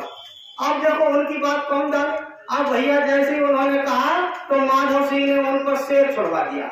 अब जो मीराबाई की निज परिकर थी, निज दासी थी, उन्होंने एकदम कहा कि रानी सिंह, तब उन्होंने कहा कि सिंह नहीं नरसिंह। प्रेमियों बात को समझो, आरती लिया, थाल लिया और शेर के ऐसे टीका कर दिया जैसे बकरी के बच्चे के टीका करते थे। मैं ये इतिहास इसलिए सुनाना चाहता हूँ प्रेमियों, अगर नाम की लज्जत नहीं होती, नाम की ताकत नहीं होती तो मीराबाई को फाड़ करके फेंक दिया होता। और जब माधव सिंह ने उन पर शेर छोड़ा तो माधव सिंह के मतलब जितने भी वहां पर परिकर थे और सबको उधेड़ करके फाड़ करके फेंक दिया। ये क्यों? कि उनमें नाम की पावर थी। प्रेमियों, जब हम पर आपका नाम की पावर है, दुनिया में ऐसी कौन सी मतलब है कि मतलब जो हमको परास्त कर सके। मतलब गोस्वामी जी महाराज ने लिखा है, उसमें लिखा है विनय पत्रिका में लिखा है, शुक्र शनिचर और राहु के, शुक्र शनिचर और राहु के सब क्षण में हुए चेरो तेरो, और मतलब जानकी नाथ सहाय करें तो क्षण में हुए चेरो तेरो। मतलब कहने का आशय ये है कि जेते विनायक शुभ अशुभ, जेते विनायक शुभ अशुभ विधन करे नहीं कोई और विघ्न करे नहीं कोई, डरे कलिकाल कष्ट है।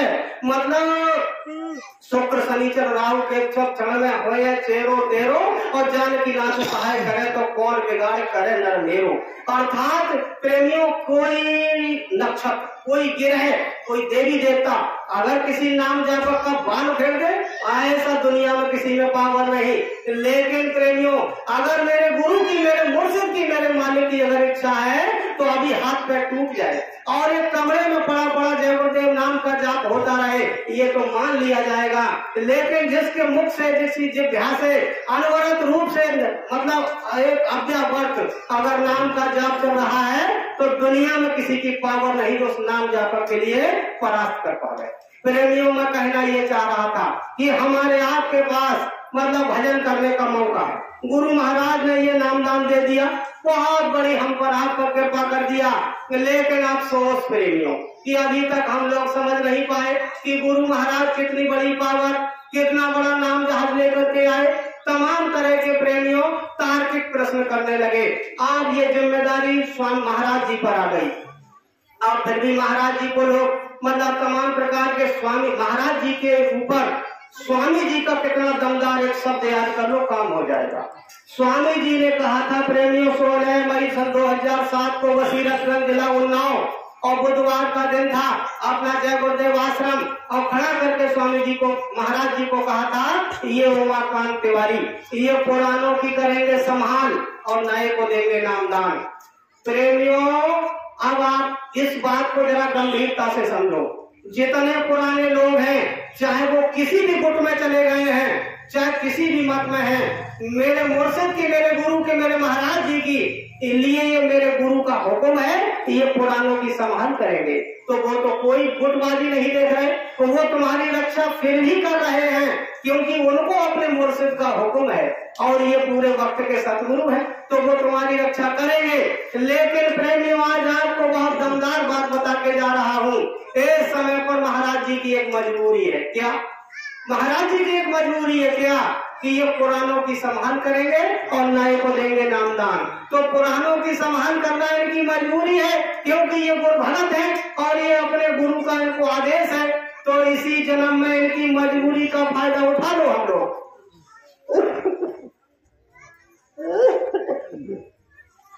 इन महापुरुष की इस मजबूरी का फायदा उठा करके हम लोग इसी जन्म में निकल चलो। प्रेमियों, इससे बड़ा हमारे लिए प्लस पॉइंट पॉजिटिविटी क्या हो सकता है? तो प्रेमियों, ये बहुत बड़ी बात है। मैं आपको थोड़ा सा समझा दूं, बिल्कुल शंका करने की जरूरत नहीं है। इस भूमंडल पर जब जब महापुरुष आए, अपना कोई ना कोई जान सिंह छोड़ करके गए। आप उस समय को याद करो, जिस समय पर साहब कबीर जो प्रकट संत इस भूमंडल पर आए हुए थे, और जब प्रकट संत साहब कबीर आए हुए और जैसे ही उनके जाने का समय हुआ, तुरंत उन्होंने महात्मा नानक देव सिंह जी महाराज को अपनी गद्दी का मालिक बना दिया। जब महात्मा नानक देव सिंह जी महाराज के जाने का समय हुआ, तुरंत उन्होंने अपनी गद्दी का मालिक गुरु अंगद देव सिंह जी महाराज को बना दिया, जो जिनको लहरा के नाम से लोग जानते थे। अंगद देव सिंह जी महाराज को अपना जब गद्दी का मालिक बना दिया, प्रेमियों, जब गुरु अंगद देव सिंह जी महाराज जाने लगे, उन्होंने अपनी गद्दी का मालिक अमरदास जी महाराज को बना दिया। और जब अमरदास जी महाराज जाने लगे, उन्होंने अपनी गद्दी का मालिक समर्थ गुरु रामदास जी महाराज को बना दिया। और जब समर्थ गुरु रामदास जी महाराज जाने लगे, उन्होंने अपनी गद्दी का मालिक गुरु अर्जुन देव सिंह जी महाराज को बना दिया। और जब गुरु अर्जुन देव सिंह जी महाराज जाने लगे, उन्होंने अपनी गद्दी का मालिक हरराय सिंह जी महाराज को बना दिया। जब हरराय सिंह जी महाराज जाने लगे, उन्होंने अपनी गद्दी का मालिक हरगोविंद सिंह जी महाराज को बना दिया। जब हरगोविंद सिंह जी महाराज जाने लगे, उन्होंने अपनी गद्दी का मालिक हरकिशन लाल जी महाराज को बना दिया। और जब हरकिशन लाल जी महाराज जाने लगे, उन्होंने अपनी गद्दी का मालिक गुरु तेग बहादुर सिंह जी महाराज को बना दिया। जब गुरु तेग बहादुर सिंह जी महाराज जाने लगे, उन्होंने अपनी गद्दी का मालिक गुरु गोविंद सिंह जी महाराज, जो दसम पातशाही के 10वें गुरु हुए हैं, उन्होंने अपनी गद्दी का मालिक बना दिया। दसम पातशाही के गुरु ये हो गए। और जब गुरु गोविंद सिंह जी महाराज जाने लगे, उन्होंने महाराष्ट्र के पुणे मतलब रतन राव सिंह जी महाराज को अपनी गद्दी का मालिक बना दिया। और जब रतन राव सिंह जी महाराज जाने लगे, उन्होंने अपनी गद्दी का मालिक श्याम राव पेशवा जी महाराज को बना दिया। प्रेमियों, और जब श्यामराव पेशवा जी महाराज जाने लगे तो उन्होंने अपनी गद्दी का मालिक आगरा के दयाल बाग में सेठ शिवदयाल सिंह जी महाराज को अपनी गद्दी का मालिक बना दिया। प्रेमियों, अब ध्यान से सुनो। जब सेठ शिवदयाल सिंह जी महाराज जिन्होंने राधा स्वामी को नाम को जगा दिया, और जब राधा स्वामी जी महाराज जिन्होंने नाम जगाया और सेठ शिवदयाल सिंह जी महाराज गद्दी पर बैठ गए, प्रेमियों, इन महापुरुष ने 3 महापुरुष तैयार किए। बड़े ध्यान से सुनना तब समझ में आएगा, वंशावली लंबी है। तो प्रेमियों, सेठ शिवदयाल सिंह जी महाराज ने अपनी गद्दी का मालिक राय शालिग्राम सिंह जी महाराज को बना दिया, जो IAS अफसर थे। और जब राय शालिग्राम जी महाराज जाने लगे, उन्होंने पंडित ब्रह्मशंकर मिश्रा जी महाराज को अपनी गद्दी का मालिक बना दिया। और जब पंडित ब्रह्मशंकर मिश्रा जी महाराज जाने लगे, उन्होंने अपनी गद्दी का मालिक बाबूजी महाराज को बना दिया। प्रेमियों, ये संस्था यही पर खिलाफ होती है। अब हम चलते हैं, आपको दूसरे महापुरुष उन्होंने तैयार किए थे पंजाब के बाबा जयमल सिंह जी महाराज। जब बाबा जयमल सिंह जी महाराज को अपनी गद्दी का मालिक बनाया, तो जब बाबा जयमल सिंह जी महाराज जाने लगे, इन्होंने अपनी गद्दी का मालिक बाबा सावन सिंह जी महाराज को बना दिया। और जब बाबा सावन सिंह जी महाराज जाने लगे, उन्होंने अपनी गद्दी का मालिक मतलब सेठ उनके लिए बनाया था, मतलब गुरिंदर को तो इस समय देख रहे हैं कृपाल सिंह जी महाराज को। जब कृपाल सिंह जी महाराज जाने लगे, उन्होंने चरण सिंह जी महाराज को बनाया। और जब चरण सिंह जी महाराज जाने लगे, तो जगत बहादुर विक्रम सिंह जी महाराज को। और जब वो जाने लगे, तो उन्होंने सेठ गुरिंदर सिंह जी महाराज उर्फ ढिल्लो, जो इस समय संस्था को देख रहे हैं, उनको गद्दी का मालिक बनाया। और प्रेमियों, ये संस्था यहाँ तक रही। अच्छा, अब हम आपको लेके चलते हैं अपनी संस्था में। तो राधा स्वामी जी महाराज ने आगरा में रोहिल्ला में, दिल्ली में रोहिल्ला में गरीबदास जी महाराज को गद्दी का मालिक बनाया। जब गरीबदास जी महाराज जाने लगे, तो उन्होंने पंडित रास बिहारी दास जी महाराज को अपनी गद्दी का मालिक बनाया। और जब रास बिहारी दास जी महाराज जाने लगे, तो उन्होंने अपने दादा गुरु के बड़े भैया पंडित विष्णु दयाल शर्मा जी महाराज को गद्दी का मालिक बनाया। और जब पंडित विष्णु दयाल शर्मा जी महाराज जाने लगे, तो उन्होंने अपनी गद्दी का मालिक मतलब भूरेलाल जी स्वामी जी महाराज, अपने स्वामी जी के गुरु महाराज को गद्दी का मालिक बनाया। और जब भूरेलाल स्वामी जी महाराज जाने लगे, तो उन्होंने अपने स्वामी जी महाराज को, जिनका नाम बाबा जय गुरुदेव जी महाराज को, अपनी गद्दी का मालिक बनाया। और जब बाबा जय गुरुदेव जी महाराज के जाने की मौज हुई, तो अपने जाने के 5 साल पहले ही 16 मई सन 2007 बजीरतगंज उन्नाव की धरती में, मतलब इन महापुरुष ने बाबा उमाकांत जी महाराज का जो फोटो आप नीचे देख रहे हो, इन महापुरुष को खड़ा करके कहा कि इनको पहचान लो, ये उमाकांत तिवारी, ये पुरानों की सम्मान करेंगे और नाई को नामदान देंगे। प्रेमियों, मुझे वंशावली सुनाने की जरूरत इसलिए थी कि लोगों को शंका होता है कि मतलब इन्होंने आदेश दिया कि वैसे जबरदस्ती गद्दी को हत्या लिया। ये गद्दी ऐसी नहीं है कि जबरदस्ती इस पर हत्या लिया जाए। ये गद्दी तो वही महापुरुष चला सकते हैं प्रेमियों, जिनका शिव नेत्र खुला हो, जिनका सीधा डायरेक्ट परमात्मा से लिंक हो। ये कुल्लम कुल मालिक हैं और स्वामी जी महाराज ने इनको अपनी दौलत बख्श दिया है। तो प्रेमियों, हमको आपको लेस मात्र भी शंका नहीं करनी है, एक को लेस मात्र भी शंका नहीं करनी है, क्योंकि प्रेमियों ये बड़े दयालु हैं, इतने दयालु हैं कि देखो महाराज जी चाहते हैं कि सब लोग इसी जन्म में निकल चलो। तो जब हमको आपको मौका मिल गया, तो प्रेमियों, संत हृदय नवनीत समाना, संत हृदय नवनीत समाना, और कहा कभी पर कहा न जाना, मतलब संत महात्माओं का हृदय कोमल मक्खन के समान होता है। इसलिए प्रेमियों, गुरु महाराज का जो हुक्म है, उसको हम और आप इस समय वर्तमान में फॉलो करो, उसी में हमारी आपकी भलाई है। वैसे तो प्रेमियों, ऐसी बात नहीं है कि दुनिया में कोई बुद्धिहीन है, सब लोगों को पता है, लेकिन सवाल ये है कि उनको अपना उद्देश्य पता चल जाए, अपना जो मेन गोल है, अपना मेन एम है, जो हमारा टारगेट है कि this human body has been given to after millions of millions only for realisation of God. यानी परमात्मा ने जो मनुष्य का शरीर दिया, वो सिर्फ और सिर्फ परमात्मा का भजन करने के लिए मिला। इसका मतलब the main object of human life, the main object of human life to attain salvation, अर्थात मानव शरीर को लेने का मुख्य उद्देश्य है टू अटेन सैल्वेशन, मुक्ति और मोक्ष को प्राप्त कर लेना, यही प्रमुख उद्देश्य है। मैं आपको बताना चाह रहा था कि लोगों को पता तो है, जैसे एक उदाहरण के माध्यम से समझाने की कोशिश करूंगा। तो बोलो प्रेमियों जय गुरुदेव। प्रेमियों, एक गोस्वामी जी महाराज के जमाने की बात है कि एक महिला का मतलब पति मर गया, वो विधवा हो गई, तो उसके लिए अंतिम संस्कार करने के लिए गंगा घाट लोग ले जा रहे थे। तो उस महिला ने कहा कि जब मेरे पति का अंतिम संस्कार करोगे तो मैं भी उनकी चिता पर बैठ करके और उनके साथ जल जाऊंगी। तो पीछे से वो महिला रोती रोती जा रही थी, और जब रोती रोती जा रही थी सामने तमाम मतलब लाश को ले जा रहे थे और बोलते जा रहे थे राम नाम सत्य है, सत्य बोलो मुक्त है। प्रेमियों को महिला पीछे से रोती रोती बिलखती जा रही थी। तो ये मतलब ये जो कहना चाहिए जो डायलॉग है ना, राम नाम सत्य है और सत्य बोलो मुक्त है, ये कब से चला ये बता दूं आपको। तो जब ये डायलॉग आगे लोग बोलते जा रहे थे, पीछे से विधवा महिला आ रही थी, तो उस समय गोस्वामी जी महाराज गंगा घाट में थे। अब उसने देखा उस विधवा महिला ने कि महात्मा जी रास्ते में है, इनके चरणों में झुक करके प्रणाम कर लिया जाए। तुरंत उस महिला ने महात्मा जी के चरणों में अपना सिर झुका दिया। तो महात्मा जी ने, गोस्वामी जी महाराज ने आशीर्वाद दिया, सौभाग्यवती हो, अखंड सौभाग्यवती हो।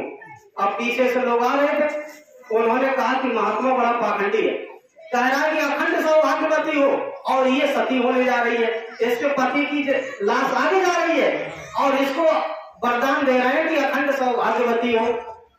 तब उन महात्मा जी से प्रश्न किया कि महाराज आप इसको आशीर्वाद दे रहे हो कि अखंड सौभाग्यवती हो और इसकी पति की लाश आगे जा रही है। कहा कि संत वचन पलटे नहीं, अरे जब आशीर्वाद दे दिया तो दे दिया, मतलब इसका पति जिंदा होगा क्या? संत के वचन में क्या क्यों, लेकिन मगर परंतु लगेगा नहीं लगेगा।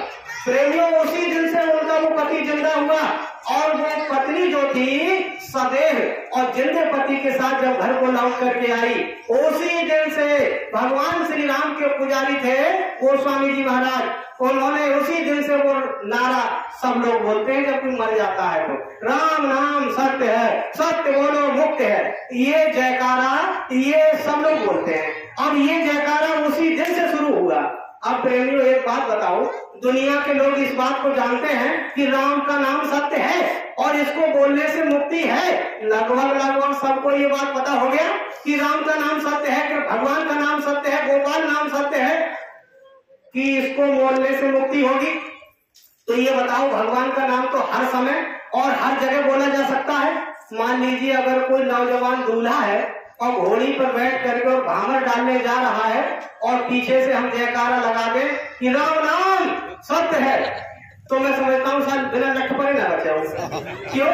मतलब ये तो जा रहे हैं भामर डालने और तुम कह रहे हो राम नाम सत्य है। इसका मतलब आदमी की एक धारणा बन गई है कि राम नाम सत्य तभी बोल सकते हो जब उसका प्राण निकल जाए। लेकिन ये बात हमें हजम ना हो रही है। जब प्रभु का नाम सत्य है, गोपाल नाम सत्य है, तो मतलब वो तो कभी भी बोलना चाहिए, लेकिन हमारी धारणा गलत बैठ गई है कि केवल तभी बोलेंगे जब वो मर जाएगा। अरे जब वो मर गया तो उस समय क्या राम का नाम सत्य है, और जिस समय वो जिंदा था उस समय अगर बोला होता तो मतलब उसका काम हो गया होता। प्रेमियों, यही महात्मा महापुरुष चेताना और जगाना चाहते हैं। वो भगवान का नाम सत्य है, लेकिन जीते भी उस नाम की उपासना और पूजा पाठ प्रार्थना कर लिया जाए। वाद मरने के कुछ नहीं, क्योंकि सज धज के एक दिन तेरी मौत की सहजादी आएगी। सज धज के जिस दिन तेरी मौत की सहजादी आएगी और फिर ना सोना काम आएगा न चांदी आएगा। इसलिए प्रेमियों, वक्त बहुत बीतता जा रहा है, मेरा समय भी नजदीक आता जा रहा है। कुछ महत्वपूर्ण बिंदु मेरे छूट चुके हैं, लेकिन जो अति महत्वपूर्ण है मैं जल्दी जल्दी मतलब सुपर फास्ट ट्रेन बन करके उन तक पहुंचने को, उनको टच करने का प्रयास करता हूं। तो एक बार बोलो प्रेमियों जय गुरुदेव। प्रेमियों, 2024 का नया फरमान, परम पूज्य महाराज जी का 2024 का नया फरमान सुनिएगा। शायद आप लोगों ने स्वामी महाराज जी का दर्शन किया होगा अथवा यूट्यूब से वाले का प्रवचन सुना होगा तो आपको याद होगा। हो सकता है स्मृति में ना हो, मैं पुनः आपको स्मृति दिलाना चाहता हूँ। परम पूज्य महाराज जी ने 1 जनवरी 2024 को उज्जैन आश्रम से फरमाया कि ये 2024 का वर्ष, इसमें सबसे ज्यादा प्राकृतिक आपदाएं और बीमारियां और हार्ट अटैक 3 प्रसाद लेकर के आ रहा है ये साल। बीमारियां, हार्ट अटैक और प्राकृतिक आपदाएं। तो प्रेमियों तैयार हो जाओ उनको झेलने के लिए। लेकिन आप कहेंगे क्या हमको भी झेलना पड़ेगा? प्रेमियों बारिश तो होगी, लेकिन अगर नाम रूपी छाता ऊपर होगा तो बारिश उतर जाएगी। ठीक इसी प्रकार से हमको आपको अपने सतगुरु को, क्योंकि अगर सतगुरु मेरा सामने होगा, मेरे गुरु की पावन स्मृति, मधुर स्मृति मेरे अंतःकरण में अगर वो हर समय होगी तो प्रेमियों मेरा काम क्या बिगाड़ पाएगा? क्योंकि अब उस लगन के लिए हमको आपको चातक वृत्ति होनी चाहिए। क्योंकि लिखा है कि लागी लगन छूटे नहीं, बहुत दमदार बात बता रहा हूँ, लागी लगन छूटे नहीं, जीव चोंच जर जाए, मीठा कहाँ अंगार में, ताहि चकोर चवाए। अर्थ को समझो प्रेमियों, जब लगन लग जाती है और समय कुछ दिखाई नहीं देता, क्योंकि जब अपने गुरु के श्री चरणों में लगन लग जाए और समय, क्योंकि लागी लगन गुरु चरणन की, और यह माया मोह कछु न व्यापे, ये सारी माया सपनन की, मोह लागी लगन गुरु चरणन की। प्रेमियों जब प्रेम सच्चा होता है, आदमी प्रेम में दीवाना होता है। अरे आप किसी भौतिक आशिकी में देख लो, जब किसी नौजवान लड़का लड़की का आपस में प्रेम हो जाए और घर वाले उस लड़की से शादी न करने दे तो सीधा फंदा डालता है कि या तो वो लड़की चाहिए वरना प्राण दे दूंगा, और जब नहीं मिलती तो प्राण दे देता है। क्यों? हंसी हंसी दे देता है और खुशी से दे देता है। प्रेमियों ठीक इसी प्रकार से उसका प्रेम आशिकी का था और हमारा प्रेम आध्यात्म अपने गुरु से जिस दिन ऐसा प्रेम हो जाएगा कि प्रेमियों उस समय कुछ अच्छा नहीं लगेगा, तो काम करने में देर नहीं लगेगी। मैं आपको बताना चाह रहा था कि लागी लगन छूटे नहीं, जीव चोंच जर जाए, और मीठा कहाँ अंगार में, ताहि चकोर चवाए। चकोर एक पक्षी होता है और उसको चंद्रमा से बड़ा प्यार होता है, लेकिन अब वो चकोर मतलब अपने चंद्रमा का दीवाना होता है। अब इस समय दिन में चंद्रमा दिखाई नहीं दे रहा, तो प्रेमियों मतलब चकवा चकवी आपस में सलाह करते हैं कि मतलब रात गया दिन भी, दिन गया रात गया दिन बीत गए, दीना चकवा रोए, और चल चकवी देश को, जहाँ रात दिन जहाँ रैन नहीं होए। मतलब कहने का आशय है उसको इतना प्रेम होता है चंद्रमा से, बहुत बड़ा दीवाना होता है। और प्रेमियों इतना दीवाना होता है तो लागी लगन छूटे नहीं और जीव चोंच जल जाए, और जब दिन में उसे चंद्रमा दिखाई नहीं देता तो फिर वो क्या करता है? मैं एक बताना चाह रहा हूँ प्रेम की पराकाष्ठा, कि जब वो चकोर को चंद्रमा से मिलने की बेह तड़पती है तो जाता है शमशान घाट में, और वहां पर मुर्दा जल रहा होता है और मुर्दा की जो अग्नि है वो धधक रही होती है, और तब प्रेमियों उसमें धड़ाम से गिरता है चकोर पक्षी। और क्यों गिरता है? कि मैं इसमें जल जाऊंगा और जलने के बाद मेरी राख बनेगी। और भगवान शंकर आते हैं और वो रात में भभूत को, राख को अपने शरीर पर लपेटते हैं। भगवान शंकर को मतलब मस्तक में चंद्रमा विराजमान है। जब भगवान शंकर इस राख को अपने मस्तक पर लपेटेंगे तो उनके मस्तक में चंद्रमा विराजमान है, तो मेरी राख जब चंद्रमा से मिलेगी तो मेरा उनसे मिलन हो जाएगा।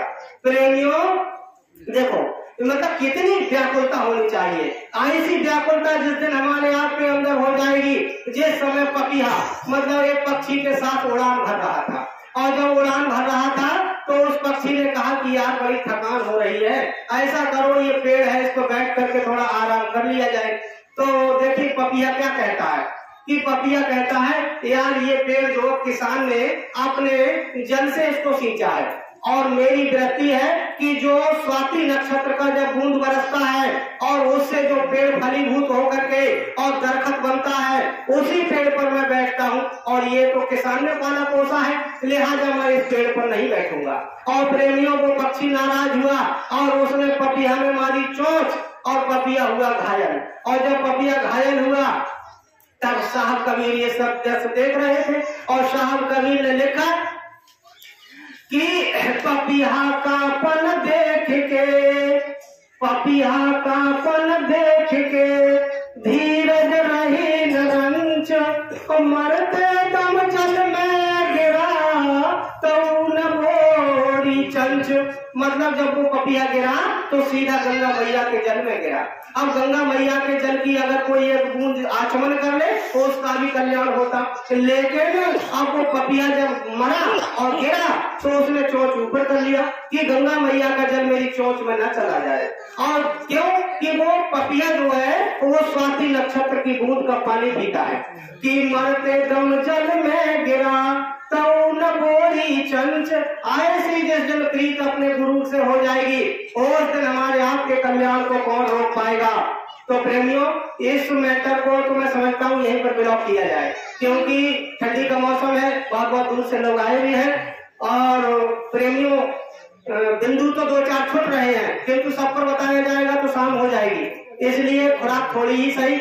अब जो मुख्य बिंदु रह गया, नंबर 1 प्रेमियों, इस समय श्री राम प्रतिष्ठा में अयोध्या में हमारी मेहनत मशक्कत का कुछ ना कुछ अंश वहाँ भंडारा जो चलेगा 15 जनवरी से, उसमें लगना परम आवश्यक है। ये मेरे मुर्शिद का हुक्म है, ये मेरे गुरु का हुक्म है, इसलिए प्रेमियों हमको आपको चूकना नहीं है। मतलब इस अयोध्या के भंडारे में हम अपनी मेहनत मशक्कत की कमाई से अपना आटा, दाल, चावल, नमक, मिर्च, घी, तेल, अदरक, जो कुछ भी हम और आप दे सकते हैं, दिल खोल करके देना, क्योंकि मेरे मुर्शिद का हुक्म है। इसमें जो लगा दोगे उससे हमारी आज की 84 कटने का रास्ता साफ हो जाएगा। क्योंकि प्रेमियों, अगर मान लीजिए कोई दूर दूर से ना जाने कहां से लोग, पूरे विश्व से लोग वहां पर ढुकेंगे, और जब वो आएंगे, मान लीजिए अगर कोई जापान से एक आदमी आया और आपने मेहनत मशक्कत का अन्न दिया और जापान के आदमी ने आपकी मेहनत मशक्कत का अन्न खा लिया, तो प्रेमियों तुम्हारा एक जन्म का लेना देना आधा हो गया। अगर तुम उसको नहीं खिलाओगे तो तुमको जन्म जापान में जाकर के लेना होता, उसकी वो सब अदा करना होता। और स्वामी जी महाराज घर बैठे तुमसे सेवा ले करके और लोगों को खिला करके और इसी जन्म में तुम्हारा कल्याण करना चाहते हैं। प्रेमियों, इसलिए हमको आपको चूकना नहीं है और बहुत अच्छे मन से इसमें तन की, मन की, धन की सेवाएं करनी है, क्योंकि मेरे मुर्शिद का हुक्म है। और प्रेमियों, इस समय उज्जैन आश्रम से कोई नया आदेश आज वो शाम को मतलब रात में 9 बजे रिलीज होगा, तब हम जिम्मेदार लोगों को मिलेगा और सुबह के लिए उसको प्रकाशित किया जाएगा। वो अभी गर्भस्थ है, उसको अभी ओपन नहीं किया जा सकता। तो जो आज नया आदेश रात्रि 9 बजे मिलेगा उसको कल ब्रेकआउट किया जाएगा। ये बात हो गई।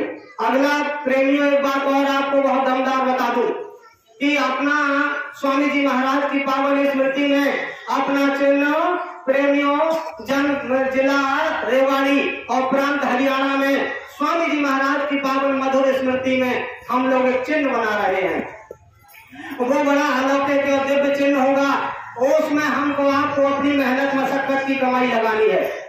वो हमारे स्वामी जी की पावन स्मृति का चिन्ह प्रेमियों इस प्रकार से, उसमें हमारे जैसे महाराज जी का संकल्प है प्रेमियों उसी के अनुसार वो बनना चाहिए। उसमें हम लोग अपनी मेहनत मशक्कत का पैसा जरूर देंगे मंदिर सेवा में, क्योंकि उससे भी हमारी मुक्ति मोक्ष का रास्ता खुलेगा। तो प्रेमियों देखो, एक तो ये हो गया। अगली बात आपको ये बता दूं, हमारे आपके जनपद बदायूं की जो संगत है प्रेमियों छोटी मुट्ठी भर संगत है, और आदेश कोई ना कोई आदेश, जैसे कि स्वामी जी महाराज का पूज्य महाराज जी ने कहा था कि तुमको जूता उतारने का मौका नहीं मिलेगा। मतलब तुम जूता उतारोगे और पीछे से तब तक व्हाट्सएप में संदेश आ जाएगा कि अब तुमको ये काम करना है, तो जूता उतारोगे दोबारा पहन लो, कहने का आशय इतना मौका नहीं मिलेगा। इसलिए प्रेमियों कोई ना कोई आदेश आता रहता है। तो वो हर आदेश में पैसा की जरूरत पड़ती है। हमारी मुट्ठी भर संगत है, जिला हमारा कई लाख रुपया घाटे में है। तो मैं सबके चरणों में निवेदन करूंगा कि देखो बिंदु बिंदु से सिंधु बना है। हम लोग गुरु भगत हैं, अपनी मेहनत मशक्कत की कमाई का हमको कुछ न कुछ देना चाहिए, क्योंकि मतलब कहा है कि तन पवित्र सेवा किए, धन पवित्र दिए दान, और मन पवित्र प्रभु भजन से, और त्रिविध हो कल्याण। तो मतलब एक वेद दान किए, इस प्रकार से ही हमारा कल्याण होगा। क्यों क्या लेकिन मगर न लगा करके हमारी आपकी भलाई का रास्ता यही से खुलेगा। तो हम लोग अपने जिला कोष का भी ध्यान रखें भैया, उसमें जरूर अपनी मतलब जरूर उस जो कोष घाटे में चला गया है उसका हम लोग ध्यान रखें, वरना अगर सेवा प्रभावित होती है तो प्रेमियों हम लोगों को जो गुरु भक्ति का पाठ है उसमें हम लोगों का जो मीटर है वो नीचे आ जाएगा। लिहाजा हम लोग नहीं होने देंगे। तो सब लोग एक बार हाथ उठा करके मुझे आश्वस्त करिएगा कि क्या ये सब सेवाएं हम लोग करेंगे। चलिए साहब, सब लोगों ने हाथ उठा करके आश्वस्त किया कि इन सब सेवाओं में हम लोग अहम योगदान करेंगे, और मुझे भरोसा है मेरे मुंह से पूरे हैं। और जब उनके आगे हमने संकल्प लिया है तो संकल्प तो प्रेमियों पहले पूरा ये कर देते हैं, और इसके बाद फरमान जारी करते हैं। 2020 में महाराज मालिक का वचन याद करो, महाराज जी ने कहा था कि माता लक्ष्मी संतुष्ट है, और उन्होंने कह दिया है कि तुम धर्म के काम को करो, और धर्म के काम को करने में तुमको पैसा की जरूरत पड़ेगी। तो लक्ष्मी मैया मतलब भंडार खोल देगी। लेकिन प्रेमियों, लक्ष्मी मैया भंडार तभी खोलेगी जिस प्रकार से सुदामा मतलब कुछ टूटा हुआ तंदुर का कोई चावल ले गए थे, भगवान श्री कृष्ण को दिया था, और तब उन्होंने बदले में उनको बहुत कुछ दिया था। तंदुर खाए मुठी दो कील कियो तुमने दो लोक बिहारी, और खाए मुठी तिसरी अपनाथ का आप चाहत हो भिखारी। कहने का मतलब जब तक आप कुछ नहीं दोगे तब तक कुछ मिलेगा भी नहीं, क्योंकि पांचवी बाने जौना तजी तो तैसी भाली के तंदुर की मतलब कुल मिलाकर की ये पद थोड़ा बड़ा है। और मैं कहना ये चाहता हूँ कि जब तक कुछ दोगे नहीं और तब तक कुछ मिलेगा नहीं, इसलिए कुछ देना सीखो और बदले में रिटर्न में कई गुना लेना सीखो। तो देखो प्रेमियों, इन्हीं शब्दों के साथ मैं अपनी वाणी को विराम की तरफ ले जा रहा, और 1:30 बजे मंच मिला था और 3 बज गया। 1 घंटा 30 मिनट बोलने में मेरी जुबान से कोई ऐसा शब्द निकल गया हो जिससे कि आपके सम्मान को ठेस पहुंच गई हो, तो मेरे अंदर कोई योग्यता नहीं, कोई वक्ता नहीं, ना कोई व्याकरण शास्त्री हो और ना कोई सामान्य शास्त्री हो। गुरु महाराज के मिशन में सोचता हूँ कि हे मेरे मालिक, जब तक इस पिंजरे में पंछी रहे, जब तक इस पिंजरे में श्वास रहे, तब तक मालिक आप अपने श्री चरणों में लगाए रहो, क्योंकि आप समर्थ हो। आप क्या नहीं कर सकते, अरे आप तो अगर चाहे तो मतलब हम लोगों को नई सृष्टि का विधान रख सकते हो, क्योंकि भ्रकुटी विलास सृष्टि न हुई, आपके लिए कोई काम असंभव नहीं है। इसलिए सतगुरु दाता दयाल बंदी छोड़ और पूर्ण धनी परमात्मा परम पूज्य स्वामी जी महाराज और महाराज जी से ये भीख मांगूंगा कि काल माया के झूला मैं झूलूं नहीं, तुम्हारे चरणों को निस्दिन मैं भूलूं नहीं। दाता दीजिए यही वरदान, गुरु जी यही मांगू सदा।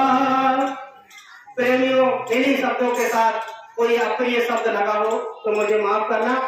अपने स्वामी जी महाराज से कहूंगा, दया भीख मांगूंगा कि आपने इन सब लोगों को अपना संदेशा दिया है, तो आप इन सब लोगों के कष्टों को दूर करना, आप इन सब लोगों के दुखों को दूर करना, और पीछे से स्वामी जी महाराज मुझे भी अपने चरणों में लगाए रहना। इन्हीं शब्दों के साथ बोलो प्रेमियों, जय गुरुदेव।